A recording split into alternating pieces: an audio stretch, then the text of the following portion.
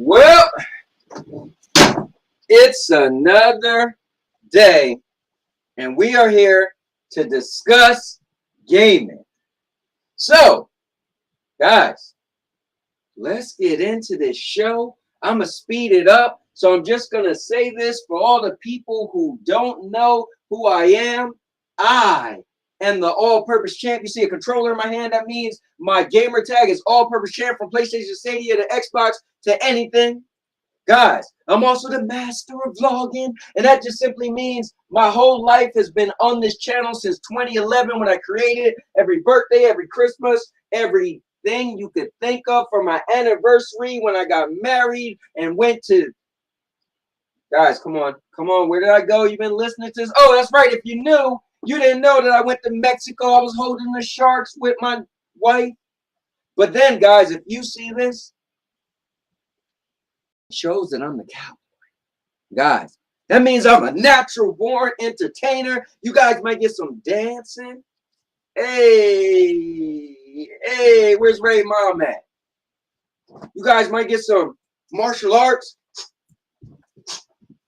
Guys, I'm here to entertain.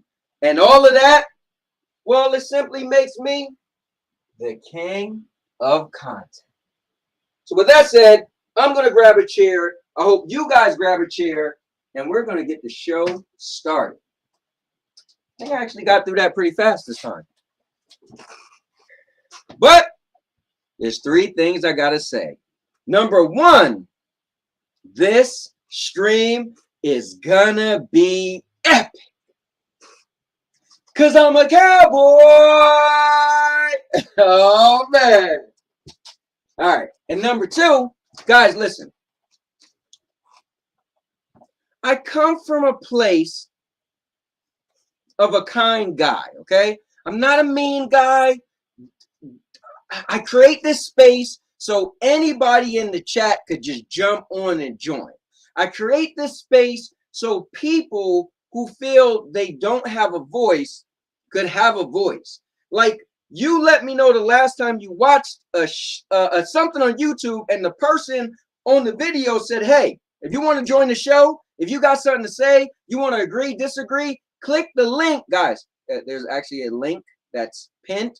Click the link that's pinned, and you could jump into the conversation to actually have your voice be heard. That goes for anybody watching.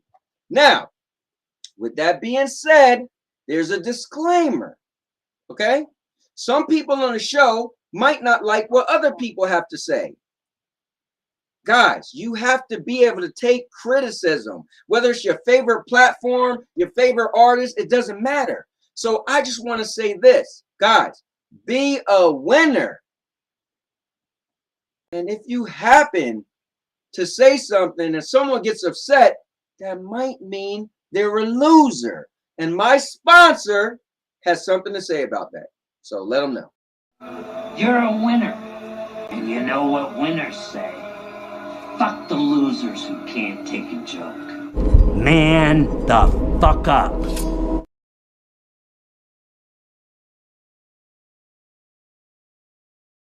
I didn't say it. I didn't say it. Chucky said it. All right. And the third and final thing I got to say, guys, is everything I do, I believe, is epic. I think you should live your life epic. You should walk down the street just being epic. The little old lady in your way, move, get the hell out of here, lady. I'm being epic. All right, don't do that. Okay? Don't say the cowboy told you to shove the little old lady down the street, but be epic. So with that said, anything epic has to have an epic intro. So I need none other than my guy, Bruce Campbell, who created this epic intro music. Unleash! And now your mama knows. Bruce, unleash the baby god dragon!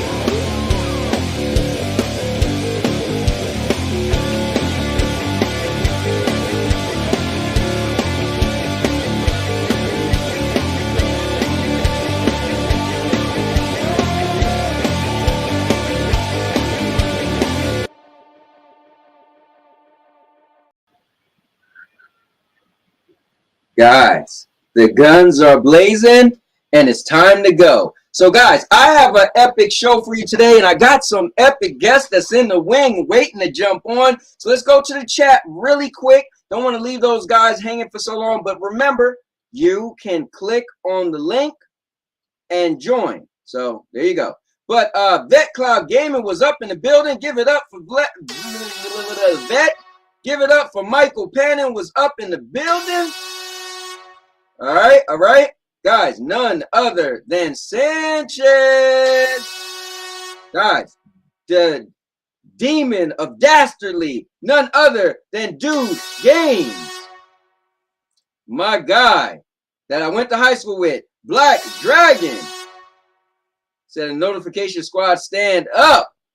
Yo, I know he ain't sneaking in here because it's Geeks to Sneak. And now your daddy knows. Guys, none other than this guy sneaking up in here. I want to say win, but it's not win, so it's a W. And hold on. My right-hand man, Paul. I got to give him one of these. Yeah.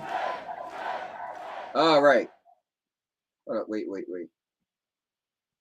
All right, I thought I seen Dude Games, and then I thought it was something different. Wait, hold on. All right, still says Doom Game Lives. All right. All right, so none other than Amazon Ron in the building. Yeah.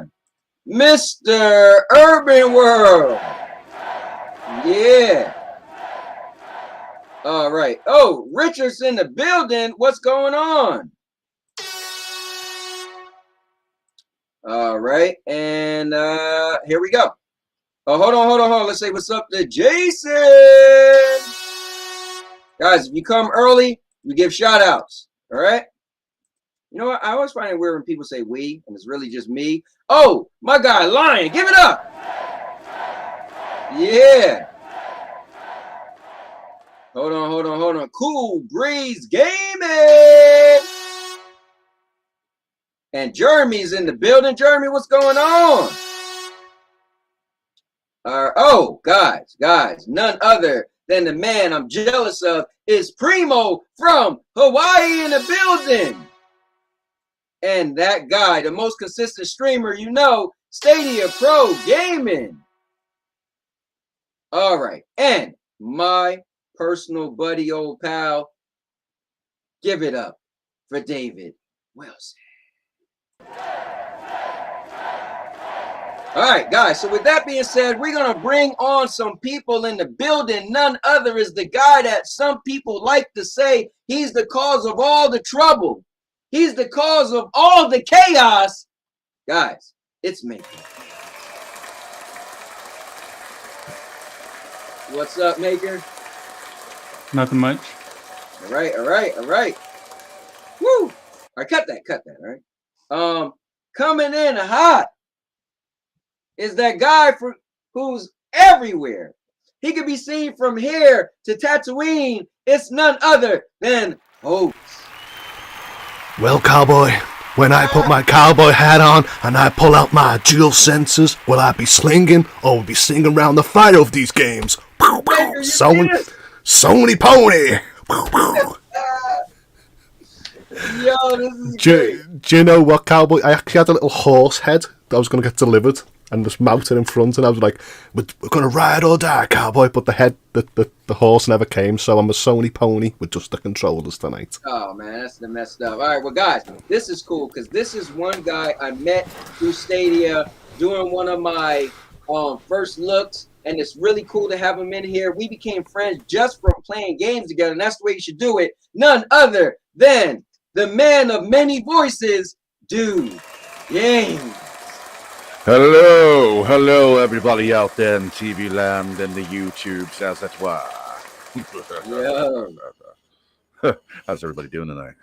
What's going on, man? Doing good. So, guys, listen, man.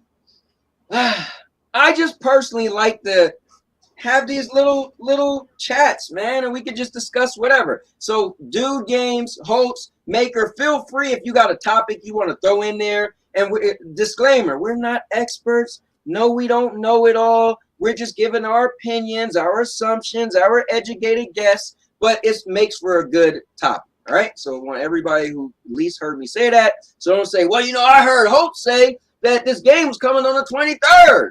Hopes don't work for the company. That's his conclusions. Tell him, Hopes. I do not work for any gaming companies. There you go.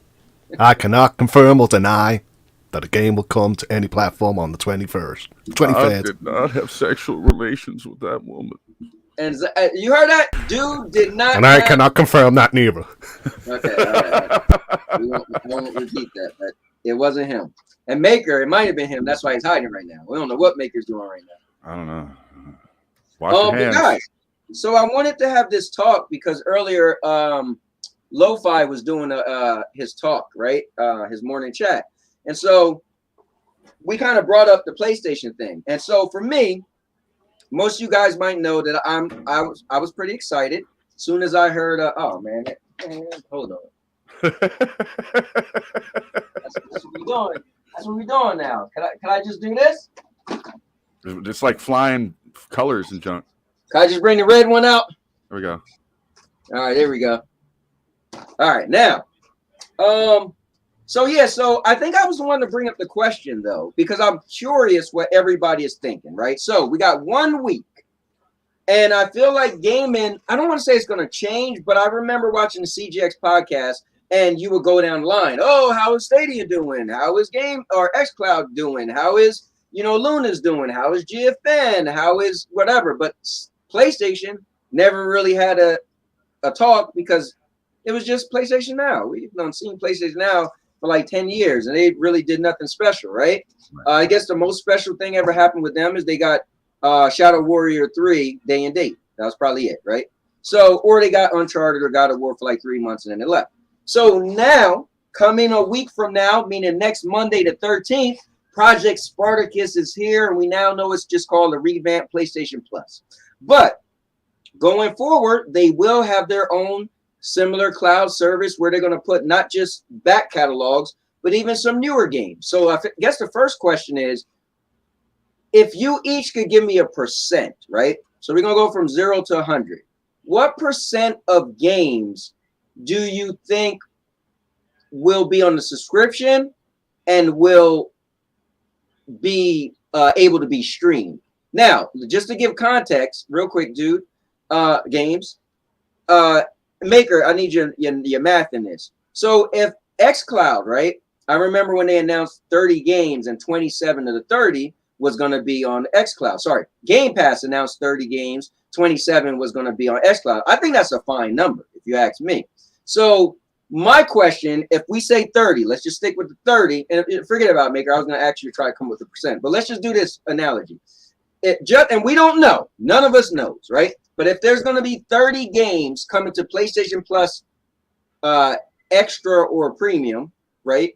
Well, no, I can't even say that because premium is the only one with cloud streaming. All right. So if there's 30 games coming to premium, how many of those games do you think would be able to be streamed out of 30?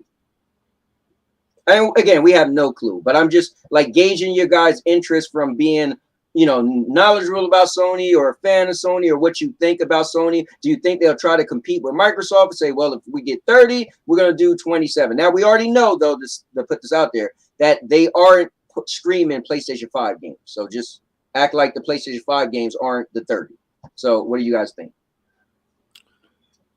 Are we going on what I already know about the service, or like what they're possibly expected to do like in the future? Because what I know, what I know of the service now, as it was, and like you said, it's going to be like a revamped PlayStation Plus. I've actually used it in the past, and when I signed on, it was like 100+ titles, and they were all being streamed: PlayStation 2, 3, 4. So if I had to take a wild guess, I would probably flip the coin and say 50-50 just to start things off. So if they say 30 games, then 15 will be streamable? Yeah. I don't like that number. Now, I will say this, though, games. I get the whole back catalog. Let me just specify. I guess let's just stay in the realm of if 30 PlayStation 4 games, right? Because PlayStation 4 games are current. PlayStation 1, 2, and 3 are older, right? And we already know all PlayStation 3 games will be streamable. So let's just say games. If there was 30 PlayStation 4 games, are you still going with 50-50? 15 streamable, 15 not? No, if it was like if they're older games at this point in their history, most of them, if not all of them, are capable of being streamed. At least, again, going on what I already know from their service, they have a shite load of games, and there's like a little bit of something for everybody there. And just to put it out there, I'm not like a label whore. I'm not just going to say xCloud, GFN, Stadia. I mean, each different service, like we were saying in the Discord before, each different service is going to have something that appeals to somebody else within the masses. Right. So it all depends, like you said, it all depends on what they have and what appeals to you. But give me a number, games. Are we still going 50-50? If it's only if we're only talking about PlayStation 4 games. If it's PlayStation 4, I would probably say, like I said, most of or all would be streamable. That's cool. I hope so. And let me just say something real quick. So Primo said, interesting that PS Now has been around for years without anything significant, but no one was saying it was dead. Well, that reason being is I was a PlayStation fan. I just never got it. I feel like PlayStation Now was an afterthought. We didn't even have to say it died or was dead because it was just a means to play your older catalogs. And no one, I felt like we moved on. we were in the hardware. They didn't make the PlayStation 4 backwards compatible. We were like, I'm not getting PlayStation Now. I feel like if you was a diehard PlayStation fan, you probably just was like, PlayStation Now was a toss-up. So I think that's why it wasn't considered, is it dying? These new things they come out as if, like Stadia. Stadia is saying you don't need anything but Stadia, right? xCloud is like, we get so many Game Pass games, you could almost use that by itself if you wanted to. PlayStation Now, no one looked at it like that. We just felt like, well, those are just older games. And I think that's why no one said it was dying. We didn't get that critical because we just did. I mean, what about you, Games? You did have it, so. Well, I mean, I want to say that, like, I'm still referring to the service as it was, not as it will be, because because that's what he's referring to. He's referring to how come no one was saying that PlayStation Now is going to die, or how come nobody talked negative about it? Because it's already, like you said, it's already old news. Like, everybody already knows that's what it is. It is what it is, and nobody's going to talk about it because there's nothing new to talk about, quite frankly. Yeah. Hopes or Maker, which one of you guys want to jump in here? If there's 30 games, how many would you think Sony would allow to be streamed if there's 30 PlayStation 4 games? 27. I would say 90%, 27, because I think all them PlayStation 4 games that I looked through the list was already on PlayStation Now at a set time. So I think the only ones they're going to remove away is the ones that sort of got a PlayStation 5 attached to it as well. Okay. So if there's, let's say 2 months from now, 30 new games come out, right? So you can't use what you already know, right? But if in 2 months from now, 30 new games are coming, how many of the 30 new PlayStation 4 games? No, because I think the rotation of games in and out is going to be the same. So I would always stick with that number. 90% of the games are going to be. That's a good number. For me, as a consumer, dude, if you could do 27 out of 30, I think that's pretty good. But of course, they're not going to be giving them like really great PlayStation 5 titles away on the stream anytime soon, because I think they know with the PlayStation service and the customers, they're probably not going to have the high demand in cloud yet. They're going to put it on the service to pad it out over the year or so, and then wait until it's viable across their user base. I agree. Maker, what's up? What's your take? I think mine's the same as Holt's. I think about 27 out of 30. I think probably their newer, like bigger titles, they might say you have to download for that. And that includes the PS5 titles. Okay. I can't remember exactly which ones were download only when they came. I think The Last of Us Part 2 was download only when it came to the PS Now. PS Now, yeah. And stuff like that. God of War, I think, was similar as well. So we'll see what happens with that. Let's see. Doc Dark says subscription services are here to stay. They definitely are now. They're not going nowhere. Yeah, because that's where the money's at. That's where most of the fan base, no matter what you're into, they're going into the subscription services because they know that those particular services, whatever they chose, again, up to the people. When you go to xCloud, PS Now, GFN, Stadia, you know what you're getting, you know what you're paying for. And my opinion, I had to put in one opinion about this whole new revamp on the PS Now thing.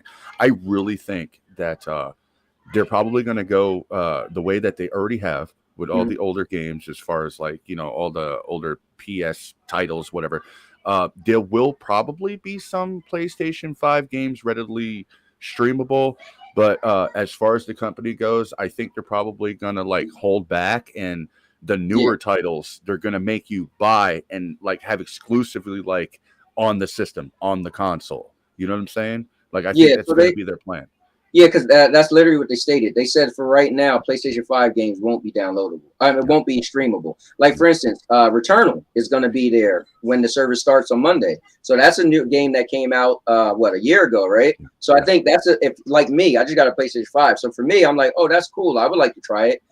So something like that, I think is going to be good, but you'll have to download it. Now, all four of us, we come from a cloud. We do love the cloud, and we also love hardware, but we do love the cloud. So that's why I was kind of bringing that up, because what enticed me when I first heard Project Spartacus was I was like, oh man, PlayStation going to get more into the cloud. So that gets me, like, for instance, I'm sitting at my laptop, but my PlayStation 5 is over there. And to answer Doc Dark's question, He said, Cowboy, are you actually going to stream PS4 games when you could download it to your PlayStation 5? Yes. Reason being is my PlayStation 4 is right there.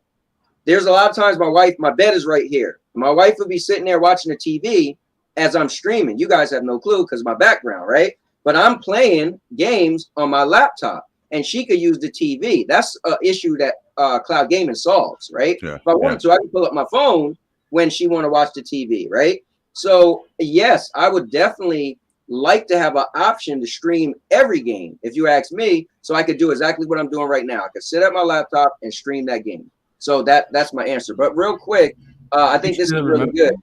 Oh, go ahead. So can't you do that? Just do that with remote play if you're in the same household. So I could. So here's the cool thing. I'm gonna bring that up. I was doing a couple tests with remote play.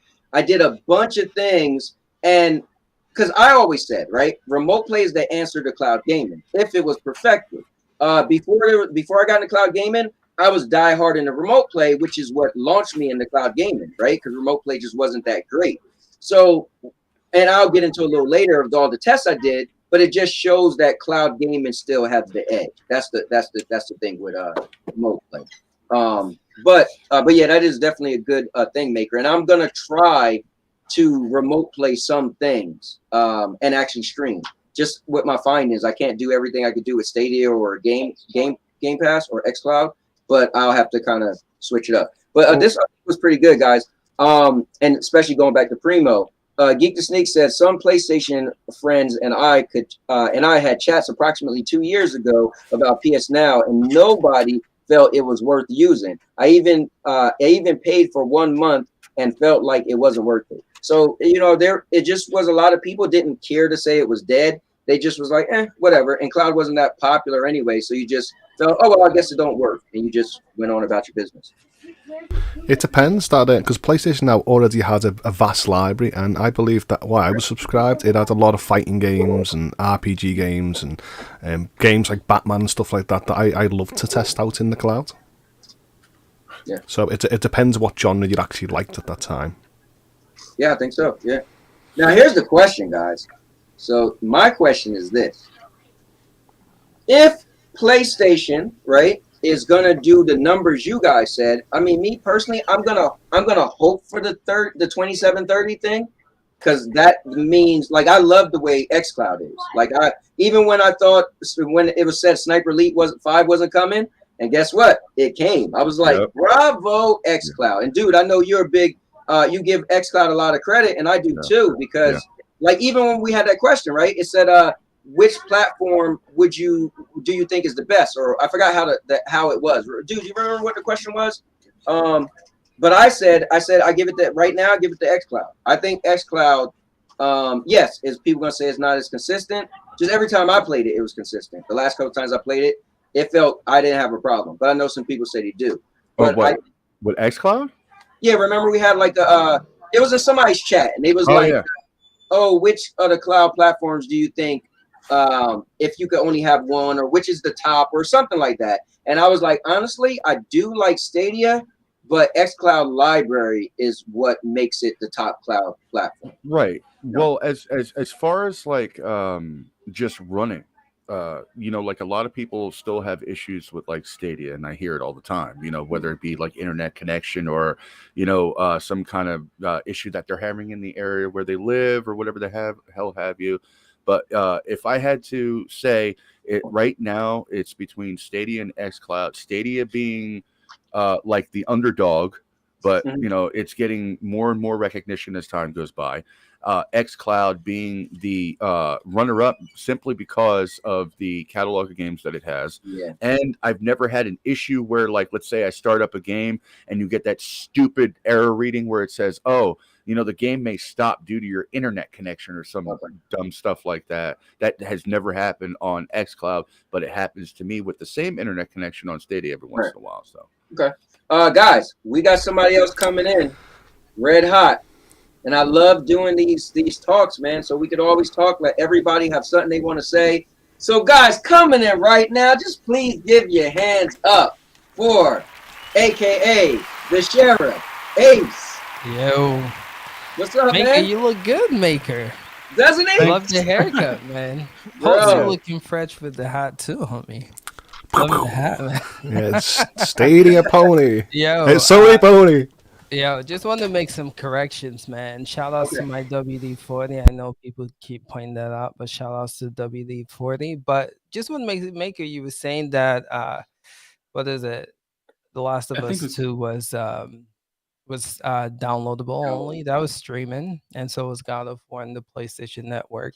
Right. And Cowboy, you were saying what other like huge advancement that the PlayStation now make? They went from 720 to 1080, so that's huge. Nice. That's right. Yeah. But yeah.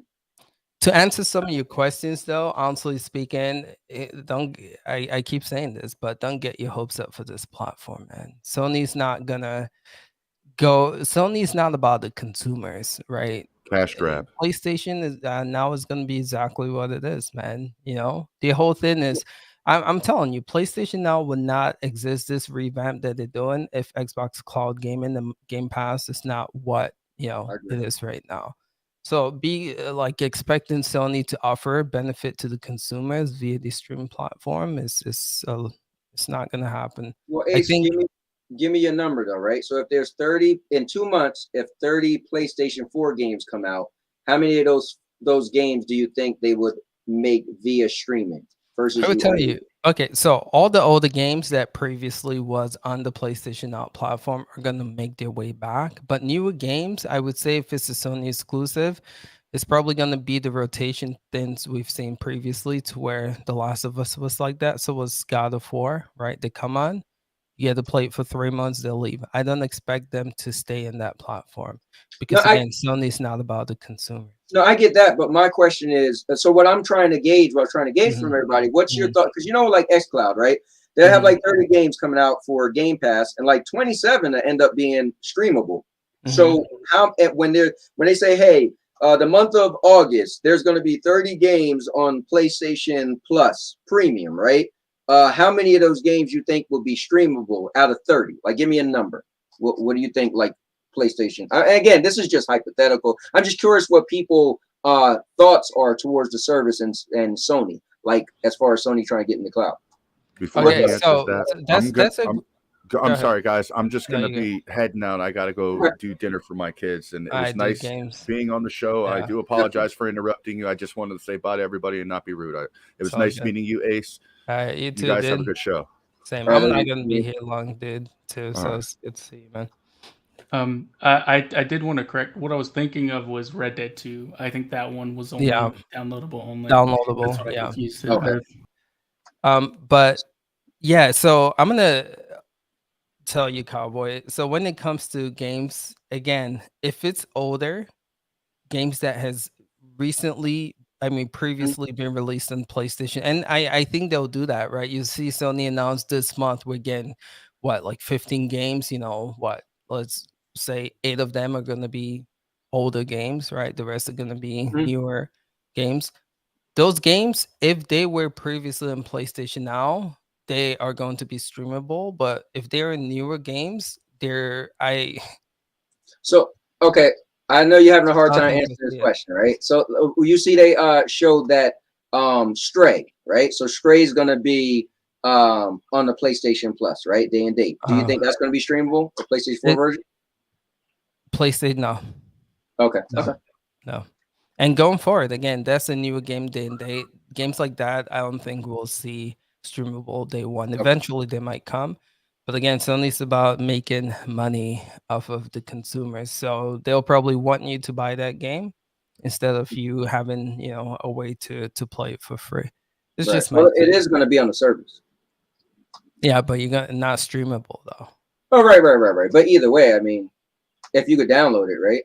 You're still going to be able to get it for free. You see, that's my thing. That's my thing. If it's already going to be in the platform, why not allow you to stream it? It should be a no-brainer. But again, knowing Sony, they're not about that, man. They're not about that. If it doesn't get them anything back in return, why would they do it? The thing is about options. I think they probably figure, okay, we see Xbox having many options, from the cheapest console to the most powerful console to games with gold to a subscription service, Game Pass, And then on top of that, they got xCloud. So they got 5. So Xbox is cornering, Microsoft is cornering 5 avenues of gaming, and I think Sony just figured, okay, let's add some of those avenues as well. So now let's get a subscription service. We already got PlayStation Plus, so that's similar to Games with Gold. So now we're going to revamp PlayStation Now, so it could be our cloud version. So I was just trying to figure out, what do you guys thought? I mean, everybody else answered it, but you, for some reason, Ace. But if there's 30 games, Ace, how many? 30 PlayStation 4 games. I honestly speaking, I don't know if that's I can sit here and say 30. You can, if coming from a Sony perspective, you can do that for Microsoft, but knowing how Sony operates, Okay. like if they 30 all the games that's been on PlayStation, I would say all 30 of them. But if they like 30 newer games, then I would say, 2 of them, 3 of them. Like, See, realistically speaking. Ace, I wanted to say 30 initially, but then I thought like Miles Morales. That's got a PlayStation 4 and a PlayStation 5 game. So I thought they're going to strip away any game that's got sort of dual between the PlayStation 5. That was the same logic I was thinking, so that's why I said 27. Strip away the PlayStation 5 titles.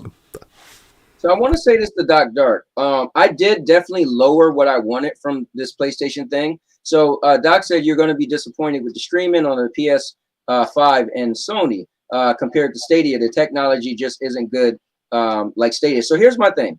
As long as it feels like xCloud, I'm cool. As long as it has 1080p, I'm cool. I already accepted that it's not going to be on mobile devices, right? But as long as it is 1080p, as long as it feels as good as xCloud, because honestly, last time I played xCloud, it felt like Stadia. So as long as it do those 2 things, I'm cool. I get when I go somewhere, I won't be able to play it. I already accepted that. I still got many games on Stadia, right? So if I go on vacation, I'll just be playing my Stadia. But if it at least does those 2 things, Doc, I'm cool. So I gotta hop out, but let me say this before so I just looked at my credit card and they billed me for I didn't even know I was still paying for this, right? But they just billed me for PlayStation Now. I would say, we're sitting here like speculating as to what that's gonna look like next week. Honestly speaking, if you go right now and put on PlayStation Now, that's exactly similar to what you're gonna get next week. Man. So then, expectation wise, keep it low, man. That's all I gotta say. But yo, gotta head out, man. Hey, Ace, thanks for dropping by. Next time, man. Sure, man. Take care. All right, take care. Well, I was saying in past, I was saying, and do games. I was saying in past streams that this service does not interest me one bit because it's all games that I've played before or accessed through the past PlayStation Now subscription. But if you are new to PlayStation 4 or PlayStation 5, I'll definitely say to you, like, go and play the likes of Shadow of the Colossus, Bloodborne, Infamous Second Son, Spider-Man, Knack, Little Big Planet, Gravity Rush, Wipeout Collection, for example. But they're more exclusive focus from last generation.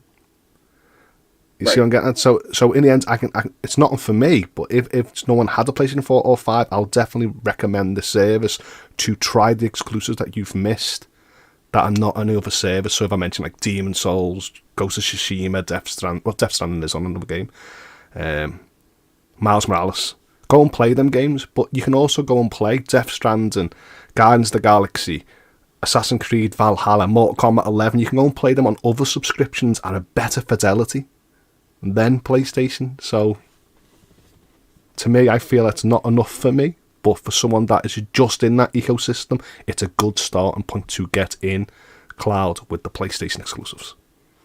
Yeah. Let me ask you this. Doc said it's not about if they are streamable, it's how bad they are going to stream. So I never tried PlayStation Now because honestly, I feel like I was a PlayStation fan and it was just second-rate citizen. I had no point to try it, right? Always had the consoles. I hear some people said it used to be bad. I hear it got good. Could any of you guys tried it, and what does it feel like compared to xCloud? Over years, I've never had a problem with any of the services, so I was quite lucky. When I first initially played it, it ran like crap, but then I realised it was my internet provider modem, and I switched it out and I configured my house properly, and it ran smooth. Same with xCloud, same with Stadia, and maybe I'm just in that lucky position that where I live, I'm close to data centres to actually have a good clean stream at 720 up to 4K from multiple services. So I would recommend you jump into PlayStation Now if these games are for you, but at least least figure it might be your problem, not the actual service. So give it a little bit of leeway, a little bit of wiggle, try it out, and you can only see how it is for you. Yeah, what about you, Maker?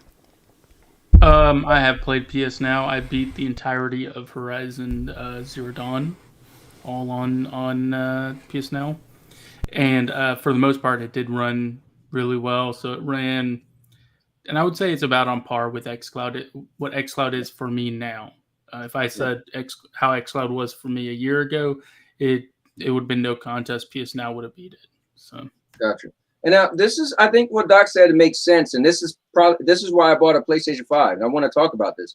He said PS Plus is perfect for someone who has a PlayStation 5 hardware, and I agree. When I was thinking about getting it, and I was like, okay, I don't know how many games are going to be streamable, and that's mainly what I want it for. But then when I seen Returnal was on it, I was like, you know what? They're going to have some PlayStation 5 games, or games that's on PlayStation 4, but the PlayStation 5 version. And I'm like, you know what?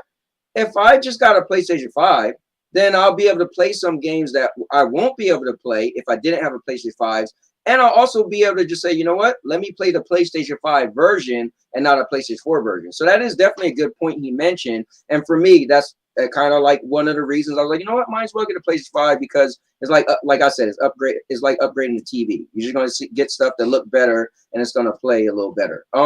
Black Dragon is in the building. So what's going on, Black Dragon? Not much, relaxing. So y'all talking about y'all PlayStation Now experience, correct? Well, I never played it, but we're just we're kind of starting off the conversation, and obviously we could talk about other stuff. Everybody, if you guys got questions, put the word question or a Q so we could get to them. But we're just kind of starting off the conversation with, a week from now, the PlayStation will have their new subscription service, whether it's downloadable or it is streamable. So we kind of started off by how many games, if 30 new PlayStation 4 games came out, not new, let me not say that, because maybe that's what made Ace think new. But if 30 PlayStation 4 games came out, whether it was 3 years old or not, how many of those games do you think Sony would let be streamable, in the cloud gaming? Hopefully 95% of them. Yeah, that would be nice. But knowing Sony, you might be able to stream half of them. Maybe. Doc said he had PS Plus for a full year, and the streaming was okay until he tried Stadia. So I definitely get what you're saying. You felt Stadia ran a lot better, but some people tell me Stadia runs better in xCloud. In my experience, they feel the same. But you see, I don't understand why you would run out and buy a PlayStation 5 with the idea you can play PlayStation Plus premium games when, if you were only interested in the idea of PlayStation 4 games or a huge list of it, you should have just played the PlayStation Plus premium app on your PC to test the service out before you actually wanted to initiate in something that you can download on. Well, my thing was, I was already, the WWE not coming to Stadia kind of was the first crack in my Stadia armor, right? And then I really, really was annoyed when the DLC, I couldn't get DLC for Fast and Furious, right? First of all, I already lowered my standards. I'm not gonna lie. If I was on PlayStation, I would have never thought twice about Fast and Furious. But I lowered my standards and bought a game that I would have never bought. And I paid full price, which was $39.99, right? So paying that much for the Fast and Furious, which is a kid's game, is made by Outright Games. But if a Stadia fan, I'm being honest, y'all like it or not, but you kind of lower your expectations because Stadia did fall back on the type of quality of games they get, right? So I did that, and then I couldn't get the DLC, and that bothered me. So I already started thinking, all right, I didn't get WWE 2K. I'm buying the games I really wouldn't buy because I'm trying to really make this my main platform. At that point, I was just like, you know what? And I already was losing faith that in this year, at least, they was going to get, these AAA games that I am accustomed to. I mean, Black Dragon's a friend of mine, and he knew we pretty much played everything on PlayStation, right? So I already broke and said, you know what? I'm interested in PlayStation Plus, especially for the cloud gaming. But you know what? When I seen Returnal was a game that's going to be on there, then I figure if I just buy a PlayStation 5, it doesn't even matter how many games will be streamable because I'll still be able to download them. And yeah, I'll be backing up for my love of cloud, but I realized cloud just isn't giving me what it was giving me in the beginning. So that's pretty much it, Holtz, to be fair, you know. He said, could we speak about Diablo? I don't know. Now, I seen what they were saying that Diablo's having an issue right now where it's I seen this in one of my chats, like how much like the microtransaction is going crazy or something like that. Yes, it is. Lead us into that as I go through these. Basically, with Diablo, you're basically downloading the start menu. Anything else you got to pay for. Say that again. That's Diablo not the case. You're basically downloading the start menu, and anything else you got to pay for. Yo, you always got some. You always go to the extreme. That's what's being said right now. I'm level 20 on Diablo Immortal. It's nothing like that. I mean, I've heard if you just do PvE, then it's not that bad. But if you want to do PvP, it pops up with like things like, do you want to upgrade your armor? Pay this much now to upgrade your armor. I've heard it's bad that way. But as far as just going through the story, playing PvE, I've heard it's not that bad.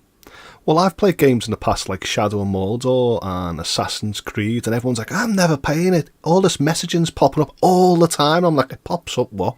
As you boot up the menu, and I'm like, it's not that bad.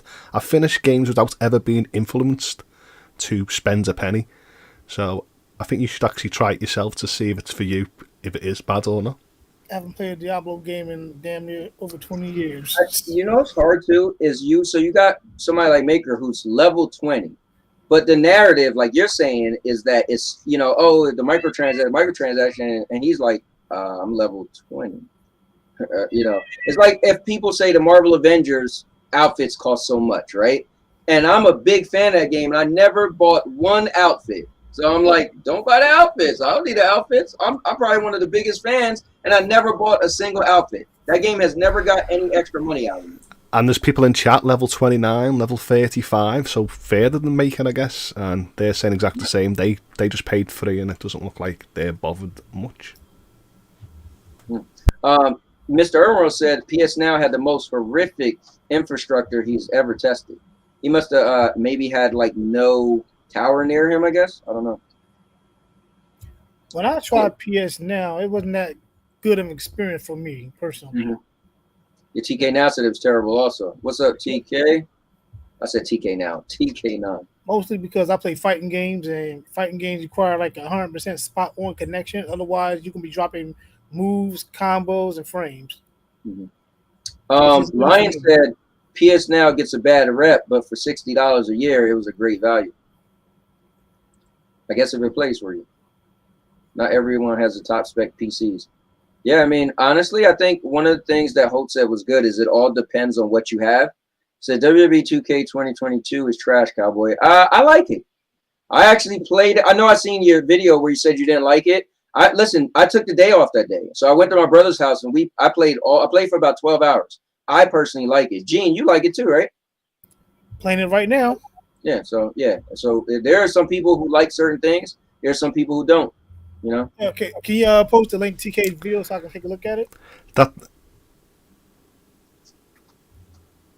what I was shaking my head when Cowboy said he wants to play Returnal. I'm like, do you know that game is a very punishing game? And you wanted to play it on the likes of Cloud on a service you've never played before. And I'm like, this could be a make or break deal just with that game. But I did say Returnal. Like, I knew Returnal wasn't going to be on the cloud.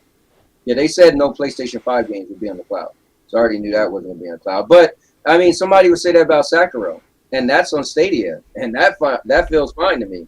So I can't, like, I'm not going to down any cloud platforms till I play it. I never played GFN. I never played Luna. I never played PS Now. But I did play xCloud months ago or last year where it didn't feel good. But I have to be honest. When people like going on, I was challenged to do a side-by-side. No, you don't get it. If you race on Stadia, you'll always win. I'm like, all right, let's do it. And guess what? I was getting just as good as race times on xCloud. I was like, dude, it might not work for you, but in my house, it works. So I can't really say that until I actually say, man, you know what? It doesn't work for me. Well, I mentioned this in the past. I wonder if the Sony branding will actually help people to play these games in the cloud or even just download them. Like, there's a lot of people out there that think Final Fantasy or Mortal Kombat and stuff like that is tied to, in their minds, to Sony. Or like they're doing well with Marvel games. But these other games they could have played in the past on Stadia, GFN, xCloud. Right. But look, maybe, in my mind, a lot of people will trust Sony to play them games on that service, then actually jump and ship to somewhere else. Right. That's what I'm feeling. So I feel like Sony's going to push the narrative by saying, "Oh look," and then all the Sony ponies are going to be jumping on there, going, "Well, do you have them games? Do you have them games?" Right. And we're going to go. Let me say what's up to Rock. You know what though, Maker, you could jump in there, but that's pretty much what I was saying, right? So I said it's 1 week until the new PlayStation Plus subscription arrives. Will it change gaming? Because I do feel some people look at PlayStation like it's the Mercedes Benz of gaming, right? And some people with a revamp, right? PlayStation's doing a big deal to revamp. Oh, then you're not even going to be called PlayStation Now anymore. There might be some people who never played PlayStation Now and only see, oh, the PlayStation Plus Premium has cloud streaming and it's on. I heard Stadia was trash and Xbox was trash, but PlayStation's got to be good. And they might play it and it might feel good, not knowing it feels just the same everywhere else. And they might be running around saying cloud gaming is good or PlayStation's cloud gaming is good. So that's a good point, though, Holt. But what do you want to say about that, Maker? I was just going to say, like, Sony as a brand holds a lot of weight. And I think that's why people are willing to try it out, especially if they're revamping it, rebranding. It's no longer called PS Now. And I think they'll get people to try it who wouldn't have under the guise of PS Now. And I think that's going to win some people over. I don't think it's going to change gaming, but you might see a boost in kind of cloud, people starting to try cloud more, which is a good thing. Yeah, because I think xCloud is doing a great job. I think the fact that when you're on your console, you could see it say download or cloud, and I think that's making more awareness. So I don't know if PlayStation is going to go that far, but I think that's a great thing that xCloud is doing. So just imagine, I think, what a rebrand could do and Sony getting behind cloud. But Rock said this, which I hope Doc is still here, but Rock said PS Now has been amazing quality for a long time. If you tried it over a year ago, it's unfair to judge it now. That's a good point. And TK said, I love trolling with xCloud. Yeah, I mean, I like how you'll do a stream and then play a game right away, right? But guys, if you guys in the chat got any questions, you guys got anything you want to talk about, throw it up there as well. And as I go through everything, and same thing with you, Maker and Holtz and Black Dragon. I forgot you was there because your screen is black like a dragon. So okay, I kind of right. Let's see. Stadia doesn't have that. People say Google is a brand name, and yes, it is, but it's not a brand name for gaming at all. A Stadia, so Stadia can stand only on its own brand and build. Yeah, so that is true. Stadia is tied to Google, and there are people who don't like Google. There's people who don't like Apple. There's people who don't like certain things, even Sony. But in gaming, unless you're an Xbox person, people kind of feel like, oh yeah, Sony makes quality stuff in gaming. So it's a good point. I would try the premium for a month, or that's cool. I mean, people can do it for a month. I mean, I was going to dive in there and just get it for the year. Hopefully it plays good for me. Well, I'm actually get that upgrade because I'm a Now and Plus member, so I've got a few months about October where it merges, but I will not be subscribing. I think I need to take a step back from what PlayStation offering for a good year or two before they can offer me something of value, because I'm that type of cloud gamer. I would need day one. Xbox has spoilt me, or not even day one, just up to a certain release window a lot faster than anyone else. So I feel like until Sony catches up, which is unfair to put pressure on them now, but over time with their partners and stuff like that, they will bring these as cloud evolves. But at the moment, I definitely need just to sit back and see where it goes. That's definitely fair, because guess what? You've had PlayStation Now before, right? So you're privy to, and also cloud gaming. So there's a certain expectation you want. For somebody like me, I never tried it, never had it, but so I did it the opposite, right? I got into cloud gaming, but never tried it. So now that they're revamping it, I'm into cloud gaming and interested in the cloud gaming, and I'm also left. I also been away from PlayStation for a while. Besides the games I GameFly, so for me, I'm like, oh man, they're merging what I like. What made me leave PlayStation, they're kind of getting it now, right? Whereas you're like, it's old news to me. So that's the reason why it excites me and it doesn't excite you. Well, it is. I mean, on the list, I mentioned like Assassin's Creed Valhalla and Guardians of the Galaxy and Death Strand, and I mentioned a few games, but they'd already been on the service, on other services for 2 years plus, I guess, when I met Mortal Kombat 11 and Final Fantasy 15 and stuff like that. So to me, it's very hard for me to be wowed by this lineup. And that's why I started off in this panel by saying, but I can see if other people have just missed PlayStation 4 or just got into PlayStation 5, it will actually help pad their library out, but not for me. No, good point. What about Maker? There's some great games in there. I think, unfortunately for me and probably like Holtz, we've already bought a lot of these games, even like the Sony exclusives. You know, I've got the PS5, I've got Returnal, I've got Deathloop. You know, I've got God of War, I've got Horizon Forbidden West. So to me, like, there's not a lot here that really entices me. I'm going to be picking it up just to try it out, maybe record some videos on it. Right. And I'll probably cancel after a month or two, unless they bring something big. I might play Stray. You know, that might be enough for me to play it. But I'll be like Holtz. I'll wait until like a bigger lineup will come.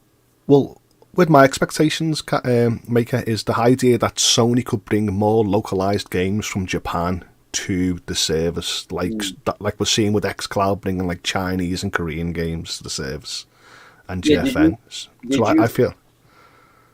Oh, sorry. I was gonna say, did you see the list in Japan? I was watching a video. They had a bunch of games. This guy was like, "Oh my God, please let them come here." It was just all these games he was listing I never heard of, but he was saying like these are like those classic, amazing Japanese games that we never get, and they were on the PlayStation Plus Premium or PlayStation Plus. I need to go ahead and head out. Oh, okay. All right, Maker. It's always great having you, man. Thanks for joining in. All right, take it easy. See ya. Later. Let me read this though. Mr. Herberworld said, I'm curious to see how the Apple's console will do when that releases. He said, I just can't see Apple failing on anything this generation. They have Ubisoft and Capcom working on exclusives. Is that true? They got Ubisoft and Capcom working on exclusives. Is that real? You heard that? You're like, no. I've not. What for the Sony brand? For the PlayStation Plus Premium? No, he said Apple. He said Apple.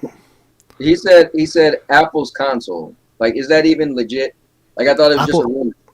Apple was mentioning certain stuff in the press conference that I've not looked over today, but I've not seen these big, huge news outlets or YouTube at the moment saying it. So, unless there's a link that he can drop in to show that it's actually being announced, right? It's probably all rumors at the moment. Yeah, TK asks how I like the PlayStation 5. You know what's cool is I only played it twice. I played Elden Ring on Friday and I played it Saturday morning. And it was fun. I mean, it feels just like an upgraded PlayStation. I get it. It's a console. I didn't think it was going to jump out the window. But I will say this, and I'm going to sound like a little fanboy right now. It's just something, right? Again, guys, was always a PlayStation fan. It was something about knowing. It's different than when I rent a game from GameFly and I get it and I play it on my PlayStation 4. Me and my wife, we beat it and send it back. I feel like I'm still tied to Stadia primarily, right? But it was something about knowing that this system is mine, and I got the controller in my hand, and I'm like, man, can't say it felt like it was like anything I never played before, right? It was Elden Ring, which I just played, but it wasn't like it was, it just felt like it was a game. I'm running around. The game was cool, but I don't know, man. It's something about it. It feels good, feeling like I'm kind of back into the ecosystem. Can I just say this to Mr. Urbanworld? What makes you excited hearing the word Ubisoft exclusive on Apple? When to me, I mean, I love Ubisoft games, but what I've looked at in GeForce Now and Stadia, that there's a lot of people that do not care for these titles. So I feel like even though Ubisoft is pushing that they're helping cloud, I don't feel people respect Ubisoft enough to jump in the cloud. I agree. So with Capcom, if say Apple came out next year and announced the likes of, I don't know, they had Resident Evil Remake and they had Street Fighter 6, that would make me go, bloody hell. Yeah. Capcom's going hard in there. But when you say Ubisoft, I'm like, they're everywhere and a lot of people can just play it anywhere they want. Ubisoft seems to be saturating the cloud, but I respect Ubisoft for doing that, but I'm just saying other people's messaging seems to be, another Ubisoft game in the cloud. So I don't think that will help Apple's justification to go into cloud. Yeah, let's and I'm gonna start to fly through these comments, but let's talk about Spider-Man coming to PC. Me personally, I know there's a big talk about games coming to PC. I think if you were a diehard PlayStation fanboy and you was upset that Sony decided to make money off of their own property, then it still shouldn't bother you, because Spider-Man's been out for like 2 years. Like, it shouldn't bother you if something's going years later. Look, God of War 2018 came out this year. That's 4 years later. Even if you're a fanboy, that you shouldn't even care. So. I love the idea that Spider-Man is going to PC. I mean, I mentioned about God of War and the idea of Chartered and stuff like that. But to me, I'm like you, Cowboy. Why did people wait this long to play the game when it was available on PlayStation 4, PlayStation 5, and PlayStation Now?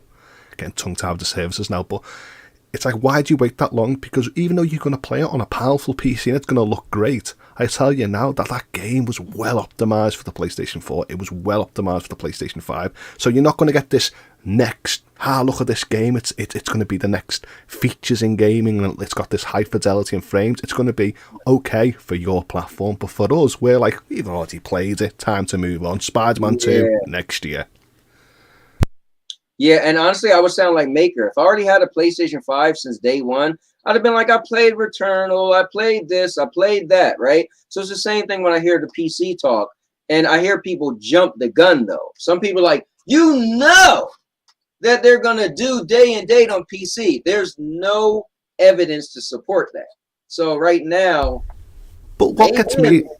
And there's nothing wrong with waiting. If you want to wait for it to come to your platform, I just feel that when we were in the console versus PC arguments in the past, I felt like a lot of people were telling me, it's only God of War, it's only Halo, it's only that game.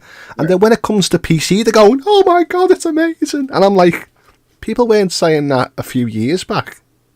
Yeah. And also, here's my thing, though. A lot of people don't think of this, right? So I'm of the mind of, a lot of PlayStation games, like TK said, hold on, let me see exactly how I said it. He said, Sony makes decent interactive movies. So if you think of a movie, one thing about a movie that you don't want to happen is to get ruined. Most people don't want the story ruined. So if you're waiting for 4 years, let's say, for God of War, personally, God of War had one of the best endings in a game. So that's why I think it's going to be so much. That's why I think it will win Game of the Year. You're leading off of, which I can't spoil, of what happened at the end. It's like you wait 4 years and that get ruined. You can never get that experience back. Never. Right? It's like when they was leaking when The Last of Us 2 came out and people was leaking the story. It was like, once you got it ruined, that's it. You can't get that back. So we play games, and again, he's being funny, but this does make our point. He said, Sony makes decent interactive movies. You use the word movie. So if I'm looking at it as a movie, I damn sure don't want to get my movie ruined. So 4 years is a bit much for me to duck and dodge and try not to find out the ending of a great game. So let's see. You guys are good, though. I thank you for bringing up some stuff in the comments. I see my guy Jersey's in here. So let's see what he's going to say. Let's see. Rock did say his PlayStation Now, your guys' PlayStation Plus comes on the 23rd, hopes. So it'll be 10 days later. Is that when it 23rd? Is that when the UK gets it? Yeah, that's what Rock said. Yeah. Yeah. Mr. said they're saying Capcom, Ubisoft are already working on exclusives. But here's one for you, Cowboy. Do we expect this new Spider-Man to be dangled on GFN for a few months, or do you think Sony's not going to do that approach now they've got a new service? Well, hold on. Is it on GFN now? No, but the likes of God of War came to GFN, so I'm wondering, do we apply the same logic that Sony might actually drop it on GFN? Honestly, this is what I think now. Okay. Oh, nice. Sandy just came from getting her nails done. Nice. Simple. They look lovely. What are you wearing? Oh, it smells strong. Oh, maybe your nails. Oh, okay. Nail polish. Anyway, but here's the thing, Holtz. I'm going to be honest, man. This is just for me.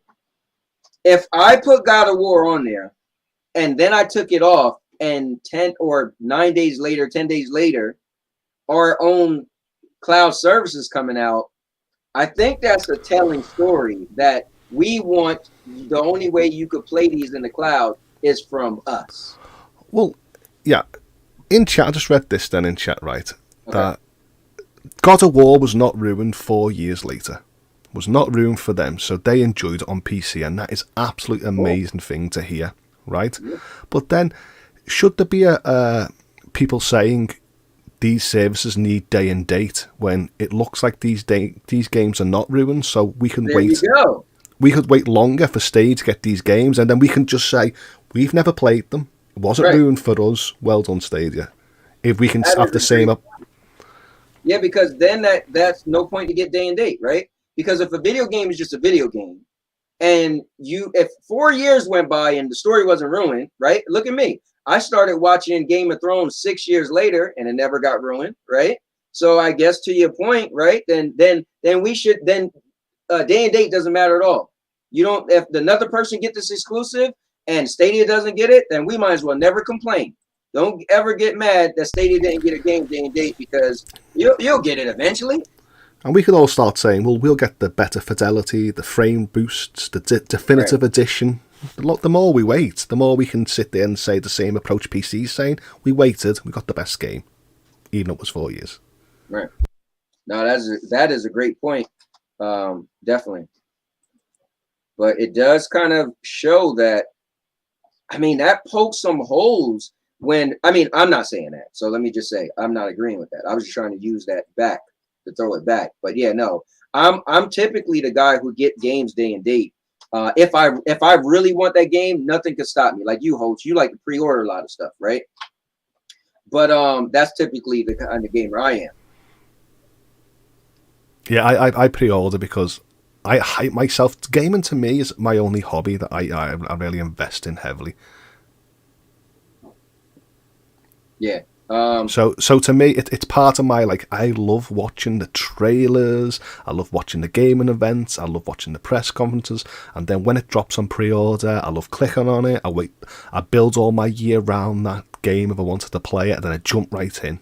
And I don't mind paying the price. I know I share with some friends, but I don't mind jumping in, because I would hate me to tune in like I do with TV and get everything spoiled for me. So that is why I dive. I'm just like you. I love the hype around gaming. I like to watch Game of the Year. I liked when, even when somebody said, oh, Stadia needs to stop doing the announcements, just let it come out. I'm like, no, I like when they do their Tuesday before. I like trying to figure out what's coming. That's just part of gaming that get me hyped up. I like all that stuff.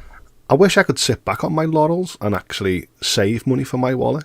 But I always feel like these days, every time I wait a few years, there's always a definitive edition, a remastered edition, a console upgrade. So the game always comes out again that I have to spend money on. So I feel like I might as well just play it the first time when it came out. Yeah. Let's see. Richardson said he preferred the PlayStation 5 or the Xbox Series X.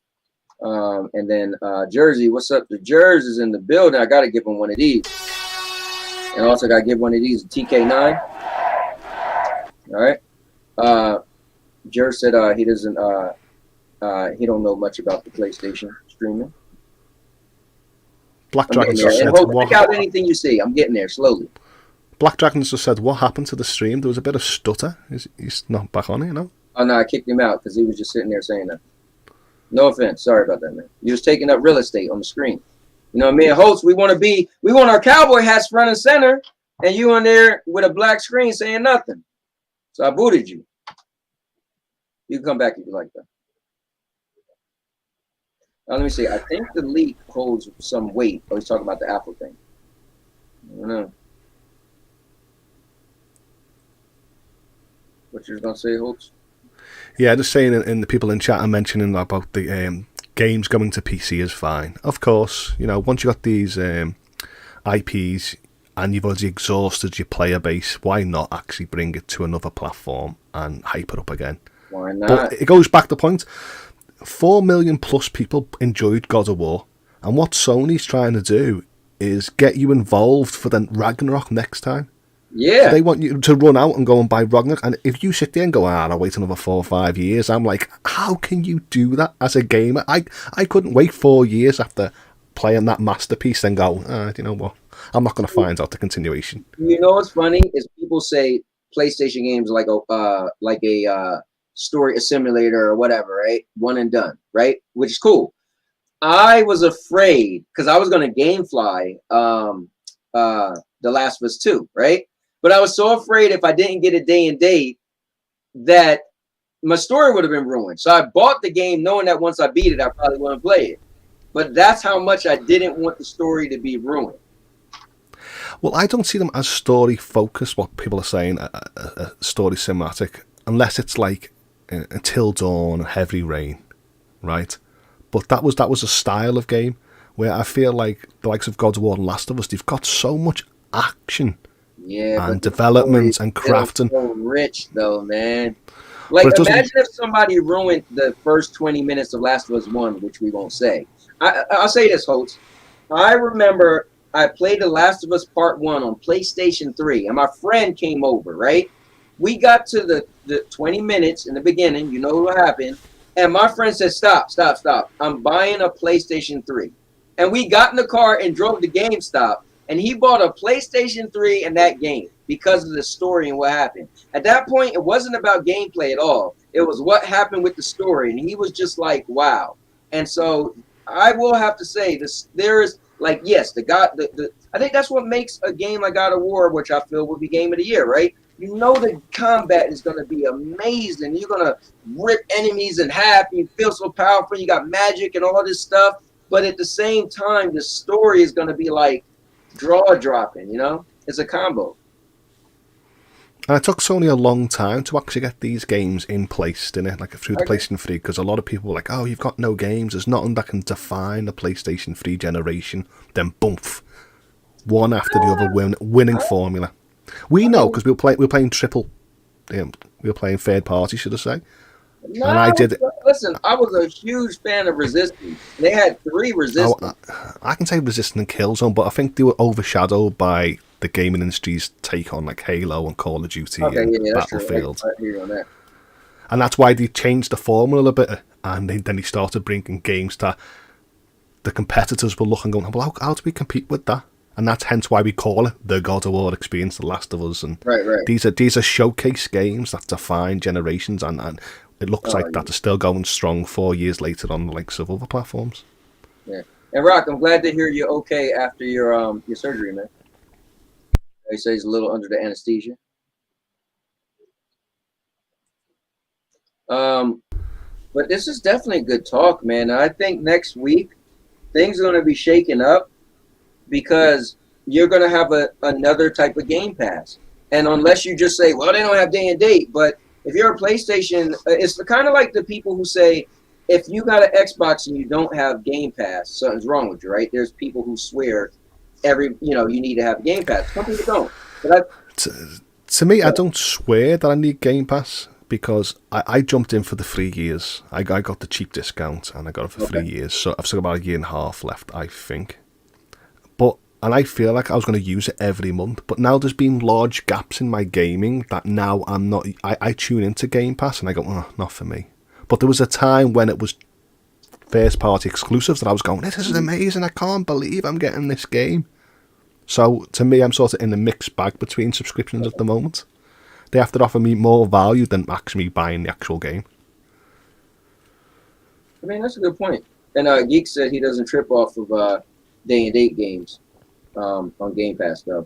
I'll say this. I give Game Pass credit because historically, when it came to subscriptions, you typically got cheaper things or older things. So Game Pass starts switching it up by allowing you to get day-and-date games. So I give them that credit, but I think they've also put themselves into a hole because for me, as a consumer, I feel like you gave me day-and-date games. You made me think that's what you give. So shouldn't I expect that? But I think if you're understanding, you could get that games get delayed, things happen. So it's a double-edged sword. I mean, by certain games day and date, and I say maybe 2 to 4 titles a year. Everything. I agree. I'm with you. I don't buy that many games a year because I'm usually playing like one game for a long time. TK9 saying like, quick time events, walking similar, hold your hands and stuff like that. When I'm playing these games, I do not feel like it's doing is as heavy as people call it as a walking simulator. I've played games like Call of Duty, and it's like 6 hours. There's no meat to it. It's just run into a room, the enemies run at you, run in the other room, rinse and repeat. And to me, that's not captivating in gaming anymore. So I welcome Sony's approach by bringing something different, where 1 minute I'm sitting down for 2 hours in this epic battle, and then a cutscene. Because I like sitting back going, God, that boss was hard. And then I love seeing the story, and then I walk.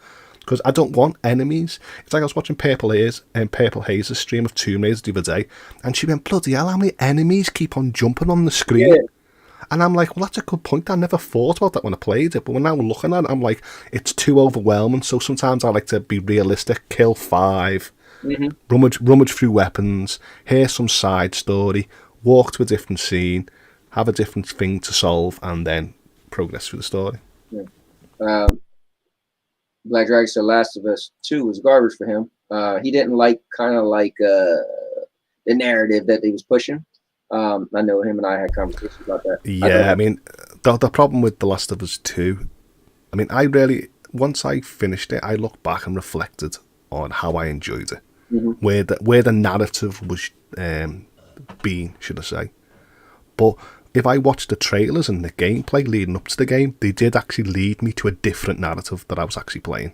Yeah. Which I feel like that's a slap in the hand, Sony, Naughty Dog, what you did. But when I finished the game after 20-ish hours, I did enjoy the experience. Damn, he says friends playing the grounded mode. Dude, that was considered one of the hardest things to beat on the first. That was considered one of the hardest games to beat if you tried to play the grounded mode on part 1. I tried it, but I just never got that far, and I gave up. Do you know what the grounded mode is? No, I don't actually play the hardest setting anymore. My days of that has been since like Witcher 3. It's brutal. I don't like trying it. So you know when you play The Last of Us, right? You got your HUD. So first of all, there's no HUD. You don't even know how many bullets you have because there's nothing on the screen that tell you. So you have to count your shots yourself. You know, in that game, every shot counts. Like, it's brutal, man. Yeah. I mean, I'm glad the option's there because I used to play games at the highest setting, and I used to like Devil May Cry, like Dante Must Die and stuff like that. I did enjoy games to be challenging, but now with my restrictions in sight and stuff like that, I can't be playing games that sort of punish me too much. I have to have more options available for me to enjoy than actually taken away by going, haha, I can do a game that has a one-hit kill. And I'm like, doesn't matter how many hits I take, as long as I'm progressing and enjoying. But I know a lot of people do like these experiences when it's the most hardest, challenging. Yeah, some people, they live for it. Rock said this is a good point. He said, don't forget, guys, both the Spider-Man's games is part of the new PS Plus rollout, so you'll get them for free on the PS Plus. You know what's cool is I was never a fan of them because I was always stuck playing Destiny, right? I played Destiny for 5.5 years. Every time something came out, I was like, the time I take playing this game, I could be farming in Destiny, right? So I feel like because I never had interest in these Spider-Man games, but I knew they was considered great. So this is cool for me. Maybe I'll actually play them now. I know there is the 2 Spider-Man games, but I'm pretty sure when I looked at it, one was Spider-Man PlayStation 4 and one was Miles Morales PlayStation 5. But there actually is a Spider-Man remastered PlayStation 5. So for them to hold out on that, maybe they done that because of the PC port. Yeah, no, I think the Spider-Man remastered, is that out already though? Spider-Man Remastered came, you could sort of upgrade to Miles Morales Ultimate Edition, and you got the digital download of it. So in the end, there is actually a better Spider-Man out there. So it's a shame not seeing it on the service if they're offering you Miles Morales. You always got to have a backup if it came down to it. Yeah, guys already know. That's a compromising, isn't it? Compromising on the service. Hey, listen, I keep this regardless. This GameFly, I did cancel it once, and it saved me. I canceled it once, but now that I got PlayStation 5, I'm definitely not canceling it. But I couldn't cut. I mean, unless it's because they would have used the word Spider-Man Remastered. They gotta be, because I'm thinking like if you downloaded Spider-Man, would it give you the option in the menu to select the PlayStation 5 version? And then I realized, of course, right? Because look at this. I GameFlyed, right? Elden Ring, right? And I got the PlayStation 4 disc because I GameFlyed it before I had a PlayStation 5. So I was able to slap the disc in and then just upgrade, and I was still able to play the PlayStation 5 version, which was pretty cool. Yeah, see, this is the issue that I'm thinking of, because like, if you look at the list, it says Death Stranding and Death Stranding Director's Cut. So it shows you that there's an upgrade there, where it just says Spider-Man, it doesn't say Spider-Man Remastered. Do you have the list? No. Are you looking at it? No, I'm just remembering what I actually saw when I... Okay. I was going to pull it up. Let's see. What's up, Chariot Man Gaming? Let's give him a shout. Yeah. Come from competitive background. I totally get that, TK. I come from a competitive background also, but I totally got into putting games on easy. That's my thing now. Easy is for me. Let's see. Doc said Horizon Zero Dawn had a good balance but Forbidden West took the story element way too far. If they wouldn't have made mechanics to fight, it would have been better. Okay. I do feel Horizon Forbidden West got dragged on. I think they could have easily shortened that experience and it would have been better. To me, it was like, oh, wow, PlayStation 5 game, yay, it's another Horizon. And then it was, and then what? And that is why I was like 1/2. Xbox announced an extended showcase on the 14th. Oh, cool. Because the Xbox guys has a showcase on the 12th. So now they got an extended one. That's pretty cool to hear. Watching Stranger Things, new season. Oh, yo, I finished it yesterday, and I'm waiting for July 1st to get the last 2 episodes. It's easily the best Stranger Things season to me. It was great. Great. Yeah, let's see. Just looking at chat. I'm actually playing The Last of Us 2. Oh, yeah, that's right. So he is playing that right now. I'm just going to go off topic here, but big shout out to Purple A's and TK9. Oh, you know, what they're talking about with Laura. And I'm just like, I just seen it in chat and it just made me laugh just reading the banter between them. I'm like... Now, we do call them Laura, and Lori is a totally different name, though. I think the other day somebody said you guys and Americans call him Laura or something like that. Listen, yeah, Lara, Laura, Lauren are totally different names. So yeah, same thing for us. That's the same thing for us. Yeah, Laura, Lori, Lauren, they're all different. They're not the same. There's no nickname. Like, that's not the same. Like, if I know a girl named Laura, she's Laura. I know a girl named Lori, she's Lori. And Lorraine, or whatever, Lorena Bobbitt. Let's see. Getting remastered and the PC, remastered on models in the PC. Okay. Hold on. Special. Yo, man. Yeah, TK does like female characters. He will try to strangle you over that. Messing with his lore. You did beat me in Destiny. And I did beat you the last time we played. This is true. I noticed you always leave that part out though. It's all good. It's on video. I need Nintendo to come on over to the PC. Do you think Nintendo will ever do that? Hopes? Over the years ago, I really wanted clients to come to the PC so that PS client and the Xbox client, and everyone's going, that will never happen, and it's happened. So why not Nintendo? I would love a Nintendo app. You know, still buy it through their storefront, but it's accessible through a PC client. It'll be absolutely amazing. Yeah, I mean, think about it. You could play Mario Kart mobile, right?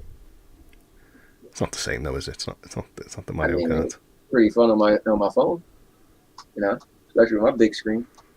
I had fun when I was playing it. Way more difficult. I got you. No, I'm not a cowboy. This is my Sony pony hat. I actually had a controllers and an actual Sony pony. It's drinking water in the back garden, so this is not a cowboy hat. It's a Sony pony hat. It's my Indiana Jones archaeological hat. Because I told you, Purple Haze, I'm a Tomb Raider. It's my Tomb Raider hat. got a whip and everything. I'm still waiting for my new games via the this month Humble Bumble. I heard about that. That's for PC, right? Right? Did you ever use that Humble Bumble? I did use Humble Bundle when it was bringing stuff like Binary Domain, Zora's Wrath. There was cult classics that I really wanted that was cheap enough to buy in the bundle. But to me, overall, I don't really. I mean, don't get me wrong. It's great what they do. The money goes to charity. Can't complain about that. You know what I mean? If you want some games, go and invest it over there instead of giving it to someone else. It always goes into good places. But to me, I usually think that sometimes it's just a bundle of clutter.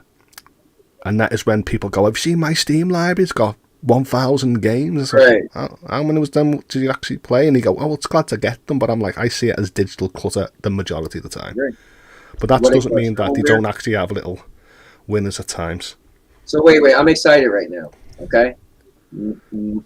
Nature Boy, woo, said, I finally finished Behind Her Eyes. Loved it. I told you. Guys, that is the best thing I've seen on Netflix. Me personally, right? And I think if you guys never seen Behind Her Eyes, watch it. It's only 6 episodes, and it is a really, really good show. Really good show. Now, let me see. TK9, I don't know, bro. I got to see you play Elden Ring. Or Elden and before. All right, so I know you guys getting all into the Elden. Yeah, I mean, listen, forget that. Let me see him play Sekiro.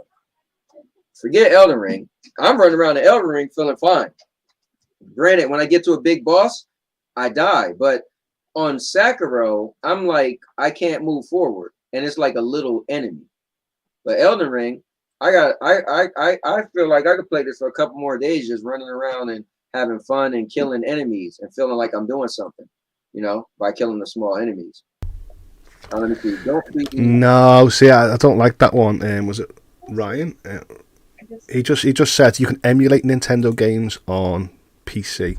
I'm like, no, emulate is not like an official support. Right. That's a community saying, look what we can do. We can back up our games, legally download games or whatever, and they play in means that if a bug happens or a game breaking thing, they go, oh, well, it was emulated. Where I want an official app that's supported by Nintendo that offers the features on PC that you would see on Switch. I don't like the idea when people go, oh, PC's got an emulation of like Breath of the Wild 5 years later, for example, to play a good experience. It's like, well, I would like a service that offers me day and date or something that I've purchased. Yeah, I get that. Yeah. Here's the thing, host. Here's a good point, though, and I said this, too. Getting a PlayStation 5, I was like, well, I got a PlayStation 5, but still my TV is old. So Nature Boy said, don't be concerned for a PlayStation 5 version of Spider-Man if you don't have a next-generation monitor or TV. You're not missing anything. That's a good point. So I actually might buy the I think I'm gonna buy that 48-inch the C1 host. Still a great TV. The features on that will be absolutely amazing. Let's see. Yeah, I'm just going through you guys' stuff because I was a little slow. Team Luna. I can't even mess with Luna, man, because I used to be like, what's the point of getting Luna if you got Stadia? But I'll have to rethink that now because Luna's staying consistent. I said that earlier, and somebody was like, well, what do you mean? And this is what I meant. Stadia is inconsistent for me because they came out the gate hitting hard with those AAA games day and date, right? So they slowly stopped, right? Not even slowly. They kind of gradually stopped, right? But Luna's still been what I didn't like Luna for. They was always coming out with these older AAA games and these old lower games. But guess what? They're consistent. They're still coming. They announced getting Resident Evil 2 and 3 remake. So I feel like, you know what? Hey, Luna, you're consistent. Where I can't judge what Stadia would get at the moment. So See, Luna to me is literally, this is going to be a contradiction of me.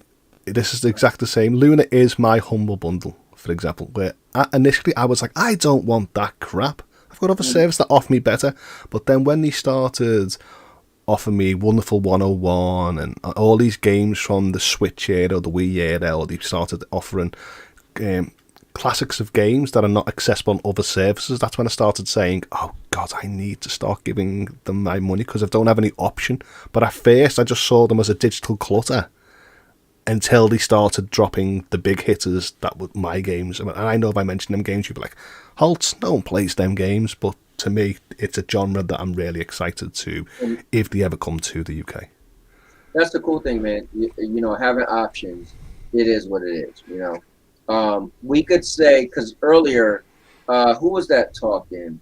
They were like, they kept saying, they kept specifying for themselves, right?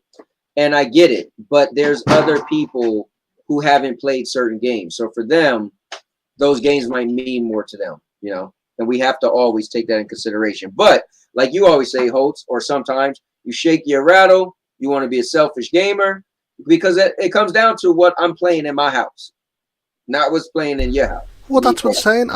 I admit that I'm a selfish gamer. I've admit this of like 3 years that I've been in front of a camera admitting that. But I've never actually ever heard someone say, do you know what, Holtz, I hope you get your game.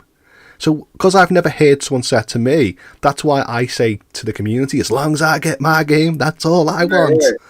But I hope there's people out there that do support each other by going, do you know what, Cowboy, if you ever get that WWE2K, I'm happy for you. Yeah. But first and foremost, it's like, no, I want my game first, yours second. Yeah. And Maker, I wasn't saying the game is easy to understand. I don't even know what the hell I'm supposed to do. I'm saying the game, as I'm just walking around, I could kill a lot of enemies, right? And I feel like I still can, I still got stuff to do yet. But I feel like where I'm at in Sekiro, I can't do anything else. I can't move forward. So Sekiro's more, you're starting here and you got to go here. I feel like Elden Ring just allows you to run all around and do crazy stuff if you want, right? And progress at your own pace, right? I'm having fun just sneaking up on people and stabbing their back and riding on my horse and killing deers, right? You can do that. But you can't do all that in Sekiro. You pretty much want to keep moving. And I'm just up on Sekiro. That's the difference. With open world games like stuff like that, it's usually that once you encounter something, it becomes available in lore in like the glossary. And it's up to you to start reading the books of lore and stuff like that to progress. If you just carried on going slice, slap, stab, spell, you're not really going to be as heavily invested like a person like Maker. And I think that's what a lot of people said about like Destiny 2. There was loads of lore, but you have to go into other menus to start reading it or other content from the past one. It didn't explain nothing, you just jumped in and explored the world. Yeah, I mean, yeah, you didn't really have to do anything. You just kind of do what you want. And that's why, honestly, I think God of War is going to beat it. Because typically what wins Game of the Year is story-driven games. And I'm not saying Elden Ring don't have a story, but I'm playing it from the beginning. And there's nothing even remember. I don't even know what the hell. I know it said get the Elden Ring. But other than that, I don't know. But God of War is going to start off with a story. And I know what it left off with. Oh, man.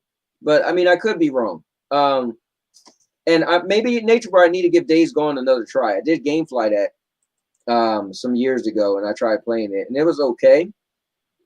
And it had a deep story as well.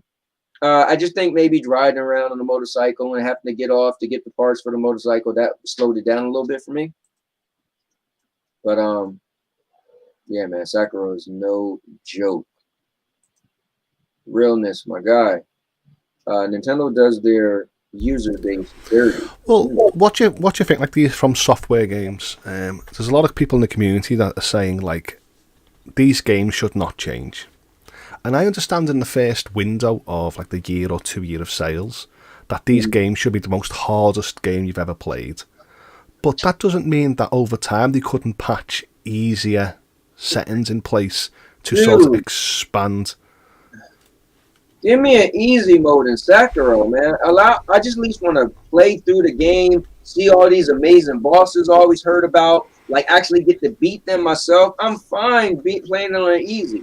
The people who claim they love to play games on hard, I would be curious if they would lower the difficulty, or if they had the option to. I would be curious. But if they want to play it on super hard, fine. But let me get to run around and just have fun. Well, that's like in games. I love like maximizing on my PC field of vision. I love that feature because I can sort of see further and react more. But that doesn't mean I don't like games like The Last of Us 2, where I can sort of reduce the vision of the enemy to reduce. So where you react in a second on hard mode, and it just takes me a few more milliseconds or a second to go, oh shit, I've been spotted, and it doesn't destroy the gameplay. It's only me that goes, okay, I know that I've got it on an easier mode, but that's me enjoying the game, not your problem. Right. So I think that From Software is bravo. You've got a brilliant game, people love it, but if you look from the From Software point of view, a lot of people love it, but not a lot of people are getting 100% completion or finishing the game because it's too hard. So I feel like you should actually dial it back every now and again, not in the first few months or a year. Wait until the game has actually came out in a definitive edition and like Game of the Year. Yeah. So he mentioned the C1. So a friend of mine just sent me the C1 they got on Amazon, but they got it everywhere. And I looked it up. It's the same price at Amazon, it's the same price at Walmart, and it's the same price Best Buy. Walmart's closest to me. I could just order it right now and just get it in the mail whenever it comes from Amazon. But I won't be getting the 55. So I was thinking about the 55, and the host kind of helped me figure it out. We were talking about TVs earlier. I sent them a picture of my room. Do not go. My TV Do not go from Amazon. Here in the UK, we've got like loads of stores that offer 5-6 years warranty on the brand. So you're going to order it from somewhere that can like price match. Right. And give you them better. But they're all the same price anyway. It's all the same. I would just get it from Amazon if I was feeling lazy. But long story short, Black Dragon, it won't fit in my room. A 55 would be too big. Right now, I measured my TV today, and it's a 40 that I have. And where my door goes into my bathroom, I got my bedroom door that you come in, and then my bathroom door, the TV is pretty much in the middle. If I get anything bigger, and think about it, 48 was what I will end up getting, right? Or I could step up to the 55. The 55 is going to be too big to where I might accidentally hit it, and I might accidentally come out the bathroom too fast and bump into it. So yeah, I'm not going to get it that big. And again, I got a 70-inch in my living room, but I don't even use it. So, going from 40 to 48, I think is going to be fine for me. So, all right, these guys going on and on about their. Oh, my guy Proto, I got to read what he's saying. Proto said, I don't know what's going on, but that PS Plus game with the cat I can stream might actually get me into the PS ecosystem via cloud gaming. Yeah, so that's it's called Stray. Now, did they say it was for streaming? I just know they said it was gonna be on PlayStation Plus, but I don't know if they specified. Sorry, I was just you saying about Stray. Oh no, I was just gonna say I haven't heard any game like I haven't yet heard anybody say here's the list of games that's streamable. See, Xbox have done that. PlayStation hasn't done that yet.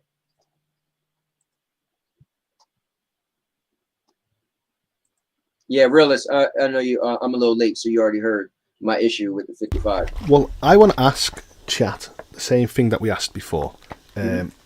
A lot of panel members here before said we really like the idea of PlayStation games going to PC at a later date because it expands it to more gamers that don't play it. So I know if you speak to certain people, they go, no, always on my platform forever. Do you think it's wrong as a gamer for me to say, enjoy your Elden Ring or your From Software games on whatever setting that you enjoy, but over time bring it to gamers like me that can sort of enjoy it and get behind the franchise without getting punished by my skill level or accessible needs?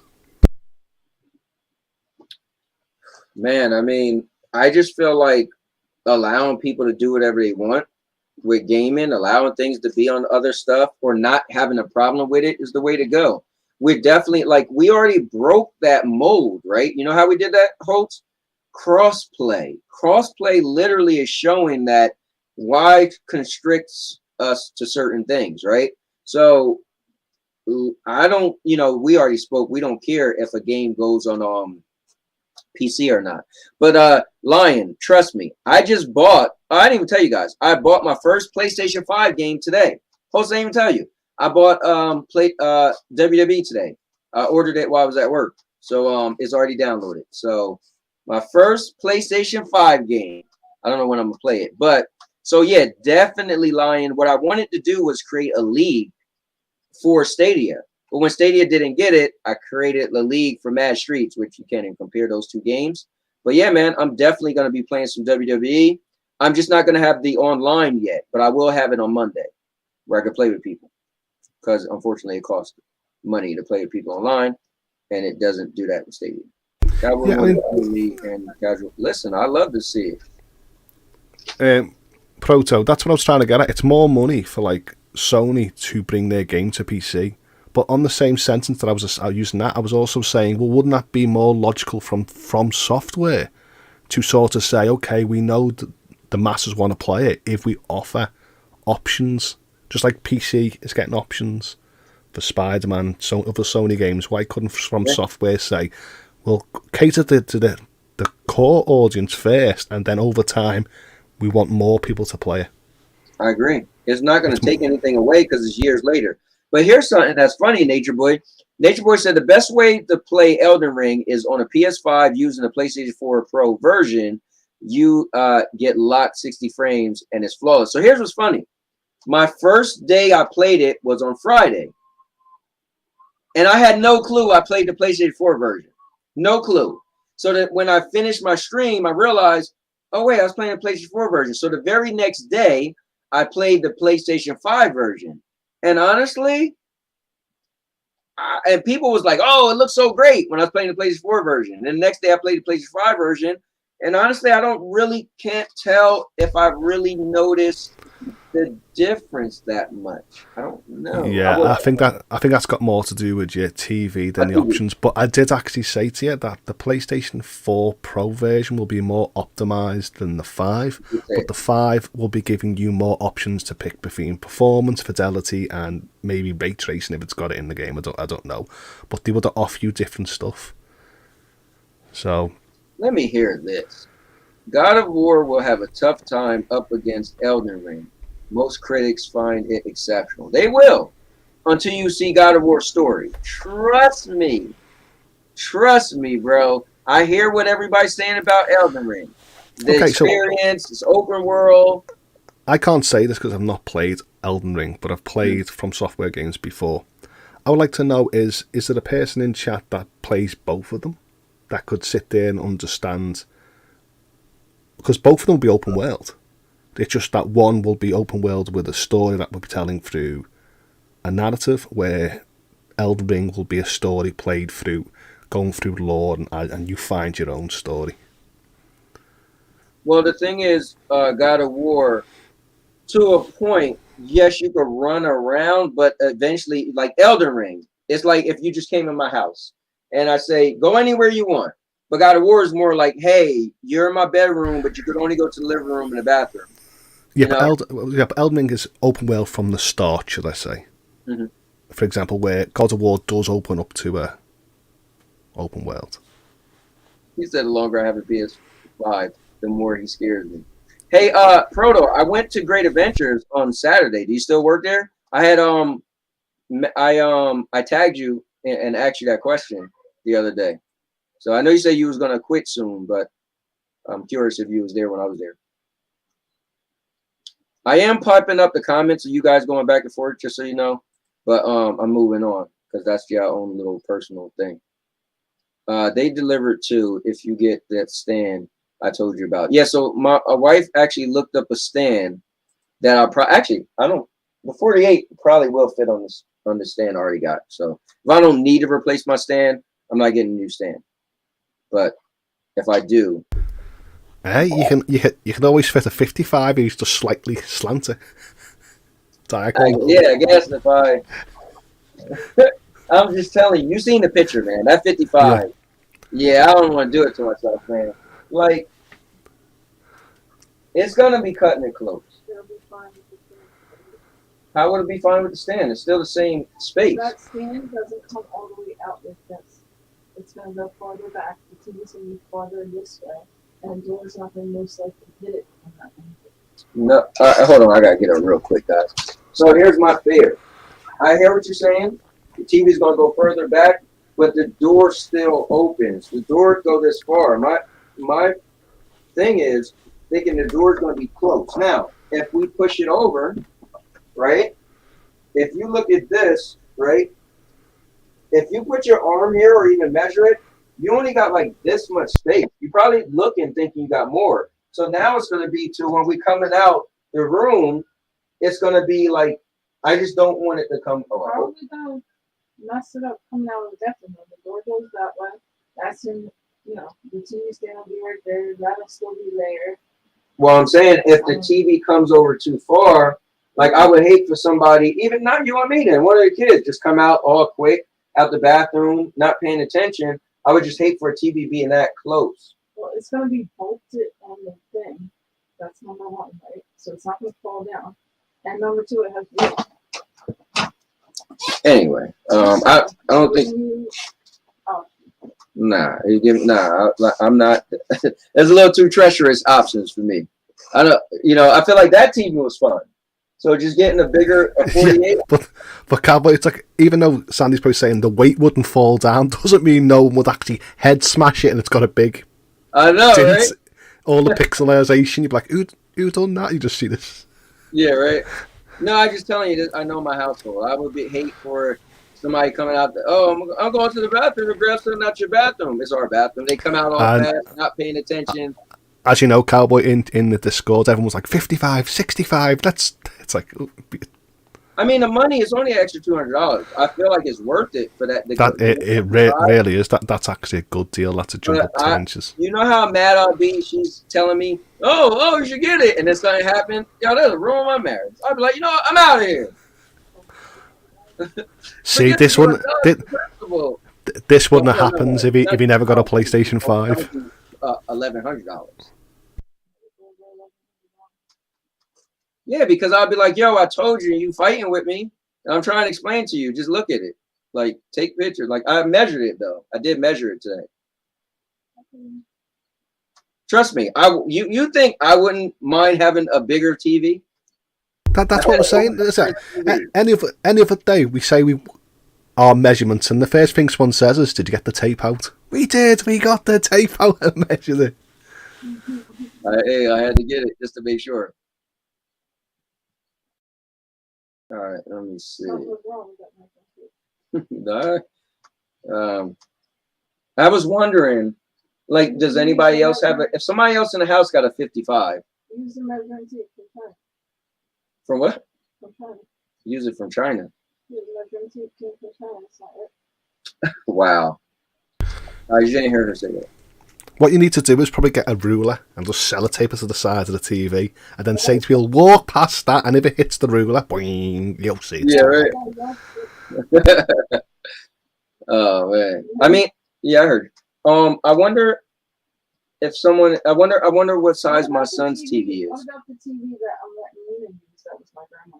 I don't know. We need to find out. If there's a 55 in here, we need to just like, hey, you need to unhook your TV real quick, just so we can see something. Well, we have to measure it. Oh, like it. I found it today. I think what I think what should happen, Cowboy, is a compromise. Just get two 42 inches, put one on the stands and one on the other sides of the room. Perfect. Perfect. There you go. Let me see. Pro said PC games, PlayStation games on PC is amazing. Anyone who says the more people being able to game knows nothing about anything. Allowing people to on PC to get PlayStation games is easy and more money for Sony. I 1,000,000% agree with you. Yeah, makes sense. So what time window, Cowboy? Because would you be annoyed that if a PC version came out a year later? No, you know what? And you just bought a PlayStation 5. You know what? I think a year would be like, so if you like, I remember telling my son, and you know, he's younger. He was like, "What? No, man. We're PlayStation. What's the point of being a PlayStation fan if your games go to PC?" I get why people are mad. I was like, you got the old way of thinking. Trust me, I used to be like that, right? But this billion-dollar company that wants to make money. Remember, on Horizon Zero Dawn, they made a 350% increase on their investment. 350%. So with that knowledge, right? But to answer your question, I think a year. Anything earlier than a year is kind of a slap in the face if you call it an exclusive, right? Because there's always a timed exclusive, 1 year timed exclusive, right? But to do anything earlier than that. So like what what third party like Square Enix is doing, put like Final Fantasy 16 on for a year and then bring it to PC. But we've already told you it's coming to PC at a certain time, so it's your choice where you want to actually play it at first. Right, yeah. But I got to do this real quick. What's up to the legend? 3, 5. Oh. All right, I'm done.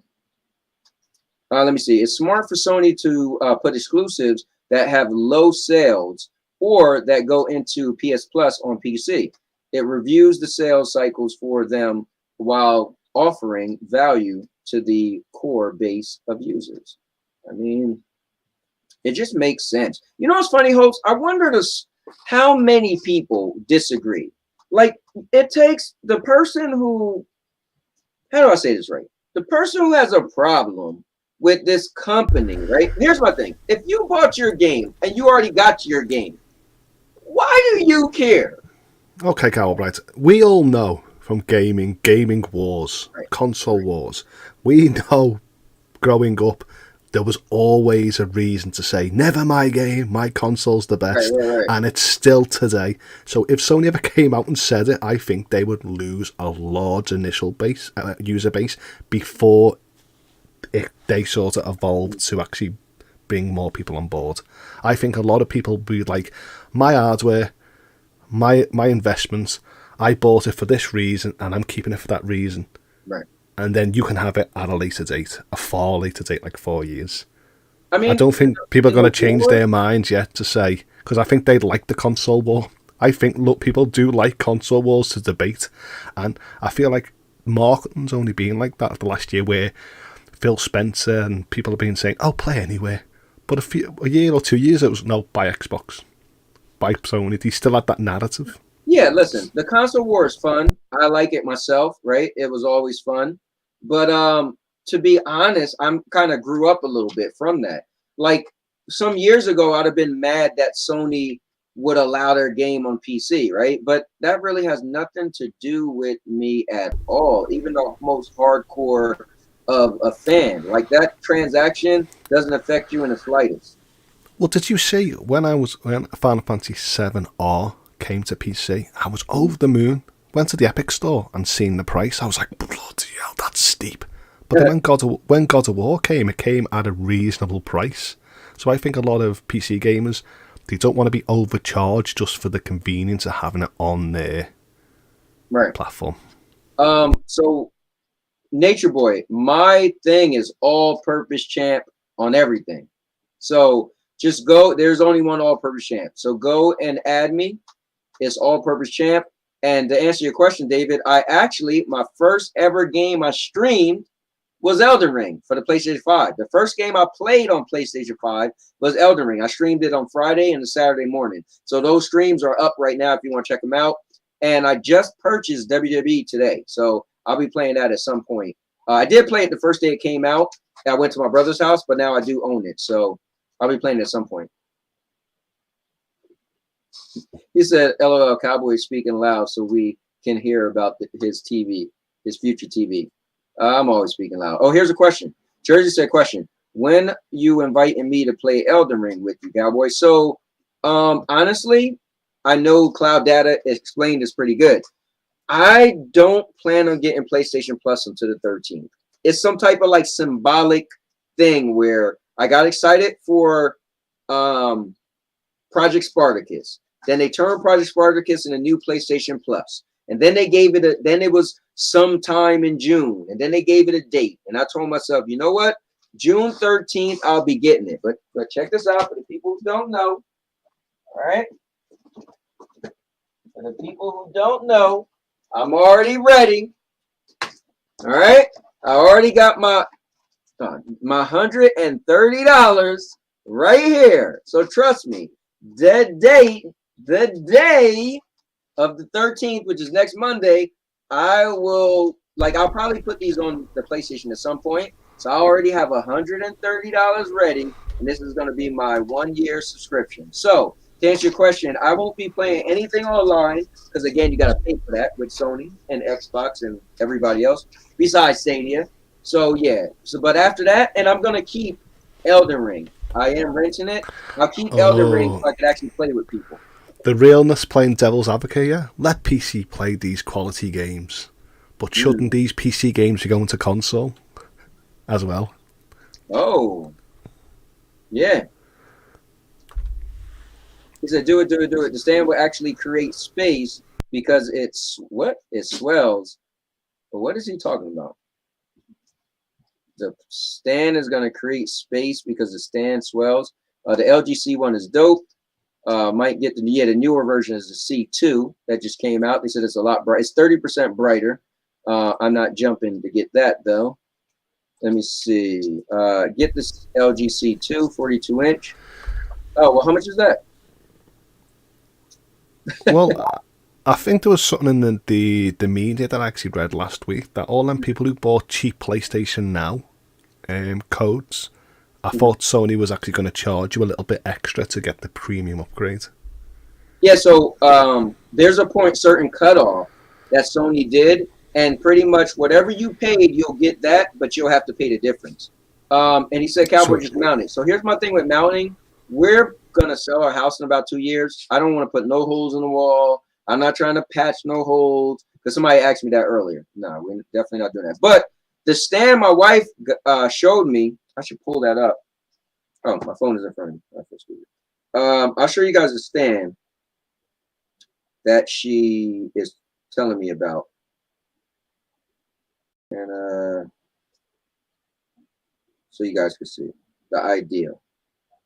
I know Holt's seen it. Oh, wait, Holt, it's in the chat. I can find it like that. Yeah, Holt's seen it earlier. Guys, you could definitely come into the Discord. We talk all day. Tell them, Holt's. We talk about everything. So you guys to come check out the Discord, and we just chat all day and talk about everything. I mean everything. A lot of fun. Sure do. Yeah, like I got all the pictures of my room in there as Holt's was trying to help me figure this out. And if I get the bigger TV and something happen, I just want you to know I'm holding all of y'all accountable. You too, Holt. Well, this what I was trying to show you before, because the 3 TVs I showed were all 55-inch, but I was saying the way, depending on the way the walls laid out, even though I told you the measurements, sometimes depending on the room, it looks bigger. So I know Mr. Airworld said, "Oh, it looks bigger in the living room." No, it's the same size TV.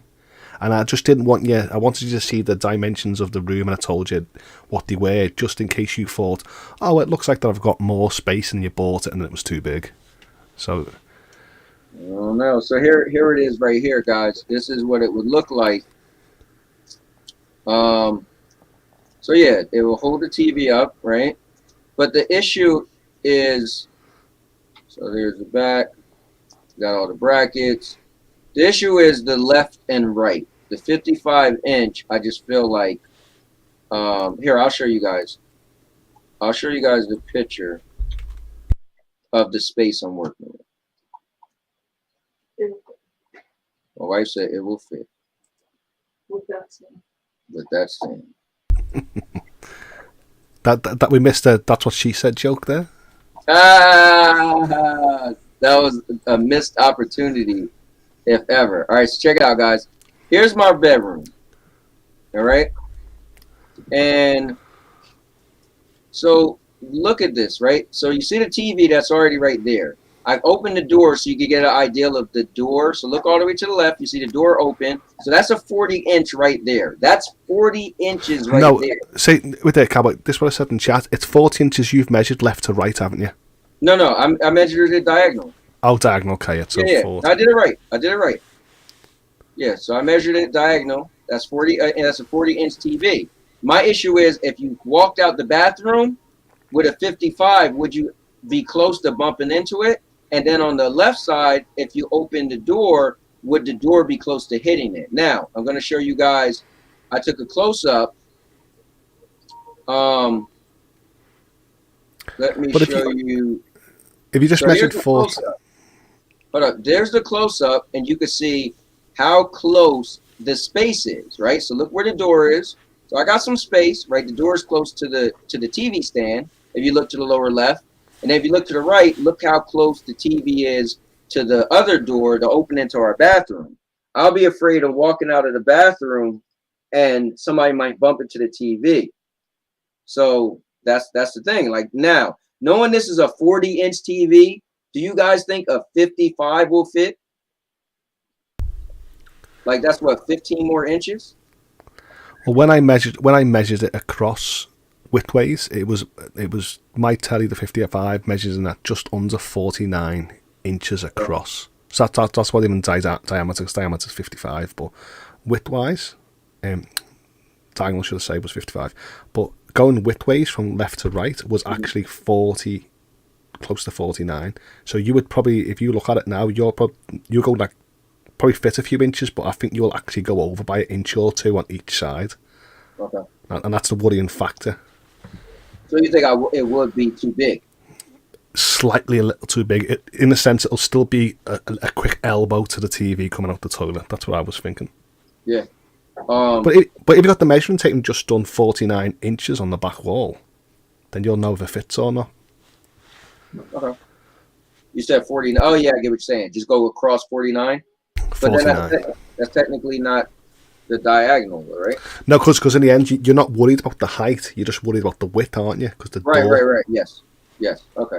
So it still feels a 55-inch considering the height width, but you're just worried about that. Yeah, definitely. Let's see. Guys, thank you for all the info. So Jared said it's $1,400 for the C2. See, I don't think it's worth it. It's 30% brighter, but I feel like last year no one thought it was 30% lesser brightness a year ago, right?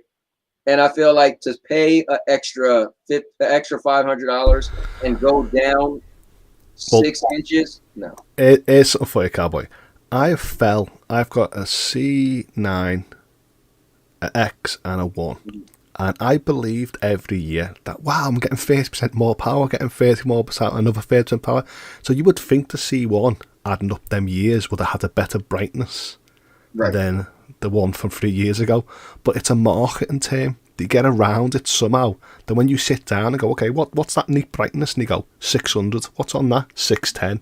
And you go, we didn't I get 30% more? Shouldn't it be an extra 200 nit bright? Nah, no, it wasn't that. Right. They trick you and you go, by this logic, the C2 should be 1,000 nit brightness and so much peak brightness. Yeah. And it's just the way to get you in that marketing mood to believe it. Well, let me give some shout outs real quick. We got give a hand clap for my guy, Cloud Validation, and Chariot Man Game is in the building. And I seen my brother Dave come up in the building. Now, Cloud said Validation asked, what's my budget? I guess, I mean, so I think because I've been researching the C2, I mean the C1, I think I'm stuck on that. So at first I was researching that, and Black Dragon told me about the A80J, but then when I looked at it, everything said the C1 was better than the A80J. Now there's an A90J that's really good, but it's a lot more money. So for me, I want the best money for last year's TV, right? And that's pretty much the C1 was last year's best TV.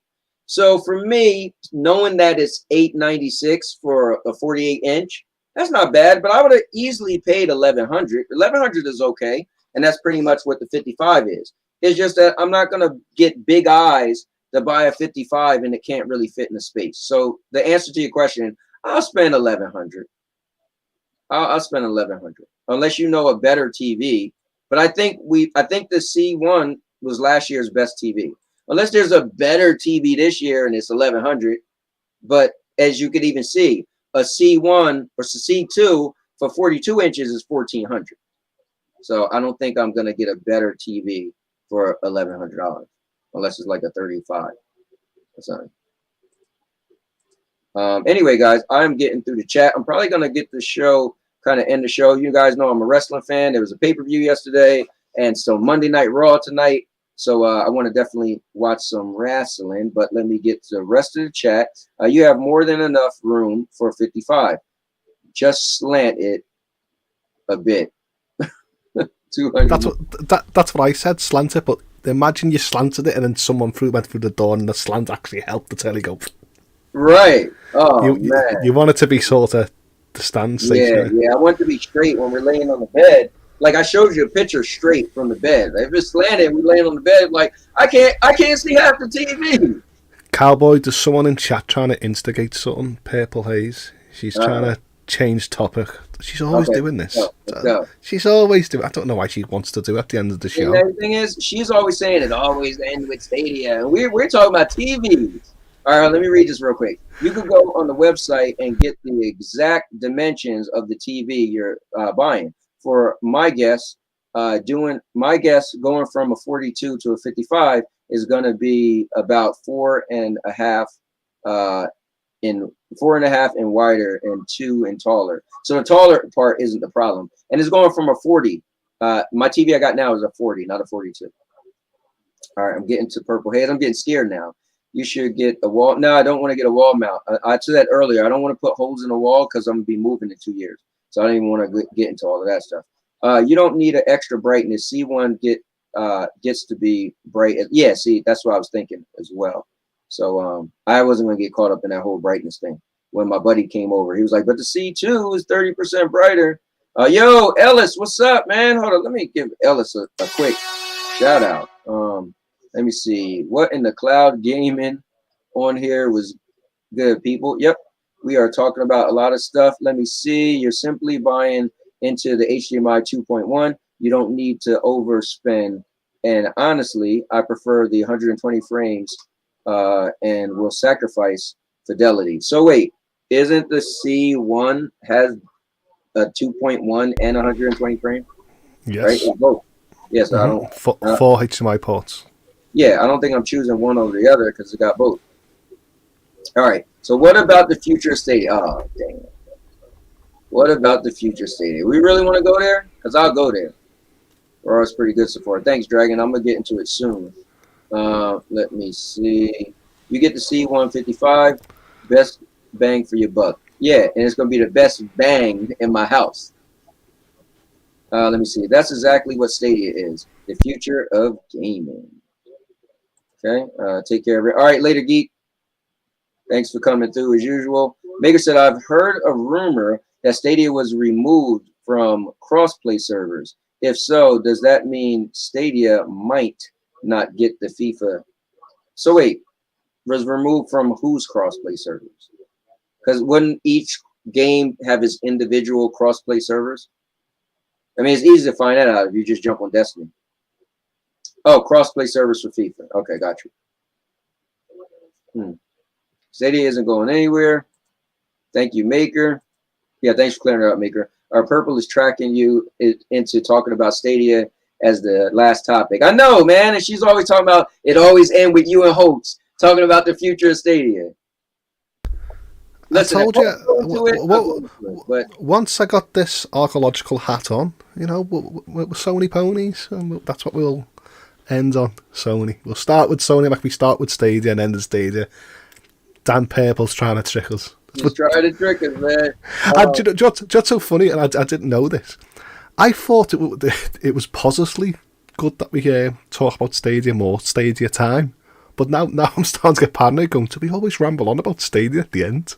You know, it's crazy. I didn't think about that either. But now I'm hearing from people, like even Clive today on this show. Well, you know, you do have a show that talk about Stadia, and I just feel like you give ear to the people who don't really know, and they start saying stuff about Stadia. I'm like, dude, let everybody have a voice, whether they like Stadia or not, or they put their tinfoil hat on and think Stadia's dying tomorrow at midnight. Like, I just like the discussion, right? Like, I don't like to censor people. I don't care how much of a fan I am. I don't like to censor. That's just one thing about me. I don't want to tell you to be quiet if you don't like what I like. That's not good to me. So next week's prop, Mr. AM World, because you mentioned apple, I'm going to bring a big apple and take a big bite out of it. Yeah. And you got to put not marker, but like food coloring on one side, Ubisoft, on the other side, Capcom. That's it. He said, now here's a funny joke. Cloud said, Cloud Validation, I still consider myself to be the best bang in my house. That was good. All right. So we're winding down. And just because people have chosen to buy into consoles hardware doesn't exclude cloud gaming. Long live Google Store. Yeah, so here's the cool thing, man. Oh, I said I was going to say this. So I did some tests, right? And I did tests on PlayStation Now. Sorry. PlayStation Remote Play, right? And do you know this? It won't even work on my phone for mobile service, right? So that's one thing it doesn't have. So I can't even go out the house and play PlayStation Remote Play, right? So Stadia wins right there. I can't even play it on Melon that I love playing on, that I'm on right now. It won't work. So that's another thing to Stadia. Matter of fact, I'm going to try it right now. Hold on, let me just see what you guys can see on the screen, actually. Alexa, turn it on. Yeah, let's see this. So we're going to fire up Remote Play. And I'm curious to see, because the thing is, I don't know how to really share it. I'm going to try to share screen altogether. And here, let's try that right now. Don't you have a capture card? No, I don't get into all that. That's a bit much. I mean, me, I've got a tablet here that just connects to HDMI. So if I wanted to play on my tablet remote app to the tablet, I'll just click HDMI in, and it will just go to the PC, I guess. So when I do Window Chrome tab, it doesn't come up because I guess it's not a tab. So I'm gonna do Window, and it's PlayStation Now Remote Play. So I'm gonna go share. And let me see what's on my screen, because I can't, once I click that, oh, hold up, you can see it, right? That is a PlayStation 5. Oh, snap. Hold up. Hold on. I think it works. The other day, so what was hard was I wasn't live, so I couldn't actually see. So I tried to switch back, and it was just a black screen. All right, so hold on. Yep, all first chat got routed. Oh, damn, wait a minute. All right, hold up. You lost connection to the... Huh?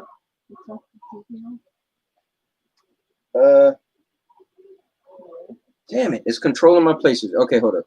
I don't want it to control my PlayStation. All right, hold on. Why did that just happen? Maybe I didn't have that. Of course you want to control your PlayStation, because that's what your remote plays. No, but it's okay, hold on. All right, hold on. Let me try it again. Here, I'll leave it on. Yeah, because you could do it with the PlayStation on. All right, so here we go. So, all right, Remote Play. All right, for some reason, why is it? All right, it's moving on my TV. Okay. Yeah, I don't know. It won't. Oh, maybe not. So it's weird, right? It's now. It's not. Okay, hold on. Let me do this. Damn, I think Sony think of everything. So you've seen it on the screen, and the funny thing is, I have my controller plugged into the. Let me see. Oh, wait. Nope. Hold up. That's my fault. My fault. I had the wrong cord plugged into the controller. Okay, hold on. All right, hold on. I think I'm in there like swimwear. 1 hour later. All right, let's see. Oh, you know what? It won't. What the hell is wrong with this thing? Oh no, there it is. There it is. All right, hold on. Let me share. Let me share the screen. I think I got it. Let me put on volume. I gotta go to window. I'm gonna do. Oh wait, I don't even see the tab on here though now. Yeah, I think Sony thought of everything. So live stream studio. Wait a minute. I don't see the PlayStation tab. Okay, hold up. Can you see? Can you see? All right, did the PlayStation come up? The remote play is working now. Yeah. So it is working now, No, I've got no. but apparently all we see is a white screen. Oh, I mean, still there? whatever software you got is maybe not doing a pass through or something like that of the stream. All right, hold on. All right, Holtz. Now I can see. How come I can't hear you now? Maybe it's switching between the game audio. Weird. It's like it muted you. All right, let's try one last thing. Yeah, so it won't even show PlayStation on the screen. All right, yeah, I don't think it's gonna work. I might have to mess with it some more, but all right, let me close out. Here, let me do something. Hold on, people. Let me go to rest mode. PlayStation is turning off. Okay, and I can say okay. Close out of this. All right, Holtz. Can I hear you now? I always heard you, but you probably Oh, I can't hear you. You can hear me though, right? I can hear, yes. Something here. Let me see if I can hear you on here. Yes. Okay. Something here. Oh, I think I know why. Because I think it was trying to go. All right. Say something now, Holtz. Say something now, Holtz. All right. It was trying to go through the PlayStation because I hooked up the controller. For some reason, the sound was like took over. Anyway, yeah. So that's a problem. I can't remote play, but I was able to do it on OBS. Well, it did work on OBS. Well, Purple Haze has got some requests that when you actually test your stream, is it 4K and can you send links over for people to play? There's two features. Well, so links are no, I won't be able to send over a link. Which I don't do that on Stadia either. But I guess you can do that on Stadia, but I never did that. I just invite you to a game the same way I would have did on PlayStation. But let me see. I have this 55-inch 4K UHD HDR 10 plus Samsung, beautiful. But ever since I bought my Odyssey G7 4K UHD 240 hertz monitor, was game changing. Okay. Get out of here. I mean, do you know what? The curve is lovely. I'm not going to mention mine. I've mentioned it in past. I totally understand the curvature, but what game is actually supporting 240 hertz at the moment? Not a lot. So that's why I feel like we try to future-proof ourselves by investing in it. Where if you actually got an OLED now, the fidelity of colours and stuff like that makes it absolutely looks gorgeous for now. So Yeah, definitely, Richardson. I don't want to censor anybody, man. That's not cool. That's just not in my being. Like, even when host come on here trying to steal my gimmick with his hat, I didn't ban host for coming on here with his hat. Listen here, this is not a cowboy hat. I am a doctor of archaeological. Yeah. I am a Tomb Raider. You're a cowboy. Totally different people. I've got a whip and a horse and all this, and I raid tombs. You're just a guy with a hat. I guess. Listen, I gotta figure this out. I want Melon to actually play PlayStation. Like, it's weird because it wouldn't pull it up. It did the first time, and then it wouldn't pull it up again. I think maybe Sony has something where you can't stream. Like, I heard you couldn't stream PS Now. Did you know about that? You can't stream to Yeah, I heard Twitch. you wasn't able to stream PS Now. Remote play on PS5 is so, you know what? The remote play is pretty good though. Like, when I tried it on my laptop and I tried it on my phone, it worked really good via my Wi-Fi. It was pretty good, but it just won't work with your mobile service. So now you could get a third-party app that's cost $5.99, and then you got to do port forwarding on your router. But you could do all that and then get it to work. So, is it 4K? Oh yeah, you had to ask for that. I don't even know. You know what? No, I know. Wait, am I? No, I'm gonna tell you right now. But I like chat. I like chat because chat's got. It looks like some people have got some lovely displays. So it looks like their gaming hobby they take. I'll not say serious, but it looks like that they prefer a certain. Okay, so video quality for streaming, right? High is about 5.2 gigabits per hour streaming. Hold up, PS5 best is about 6.8 gigabytes per streaming. I need to find visual. Let me see, video quality for remote play. Oh, it's only 720p. All right, so resolution excluding PS4 Pro, 720p. Let's see. Try high. Hold up, let me see. It says try high when you have a fast connection to your PS4. However, if you select high, the gameplay recording feature on your PS4 will pause while using remote play. Yeah, so apparently it's 720.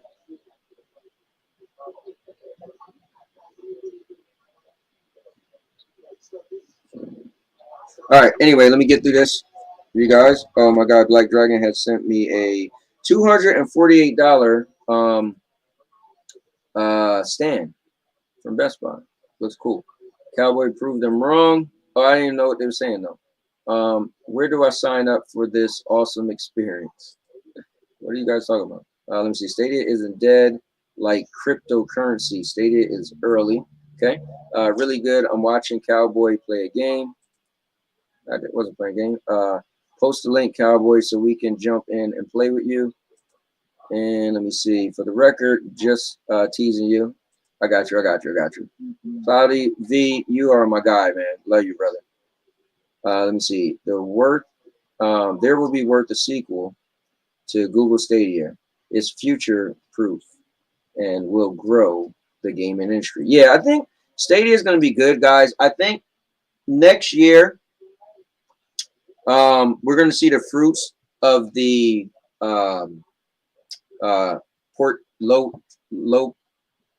low change porting. I had to think about it, and I think that's going to change a lot, big time. But I think you're probably going to hear deals early Q1 of next year, and so you probably won't see those deals till later on in the year. But that's what I think. And for me, like I said, I love a statement. If you look me in my eye, shake my hand, and tell me something, I'm cool. You know. So no, it goes to 240 hertz. I keep it at 60, 120.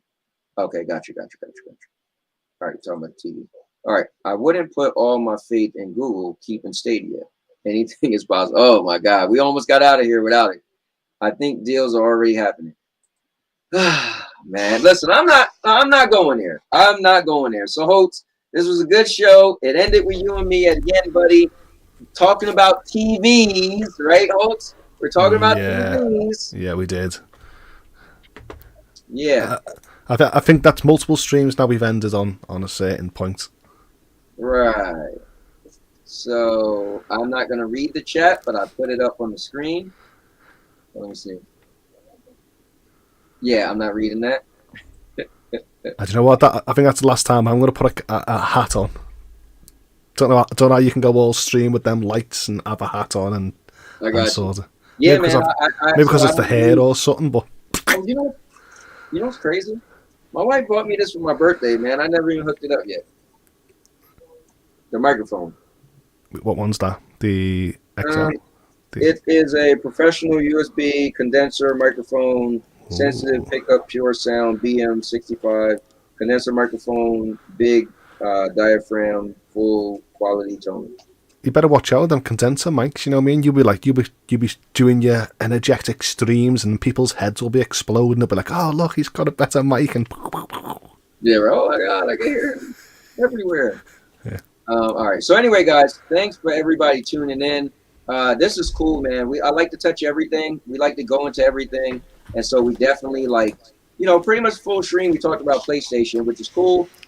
Next week, Monday, we will see what Sony can do to change the gaming hemisphere, if possible. Holtz, any last words you want to say? Tell everybody where's your channel at? In everyone's dreams.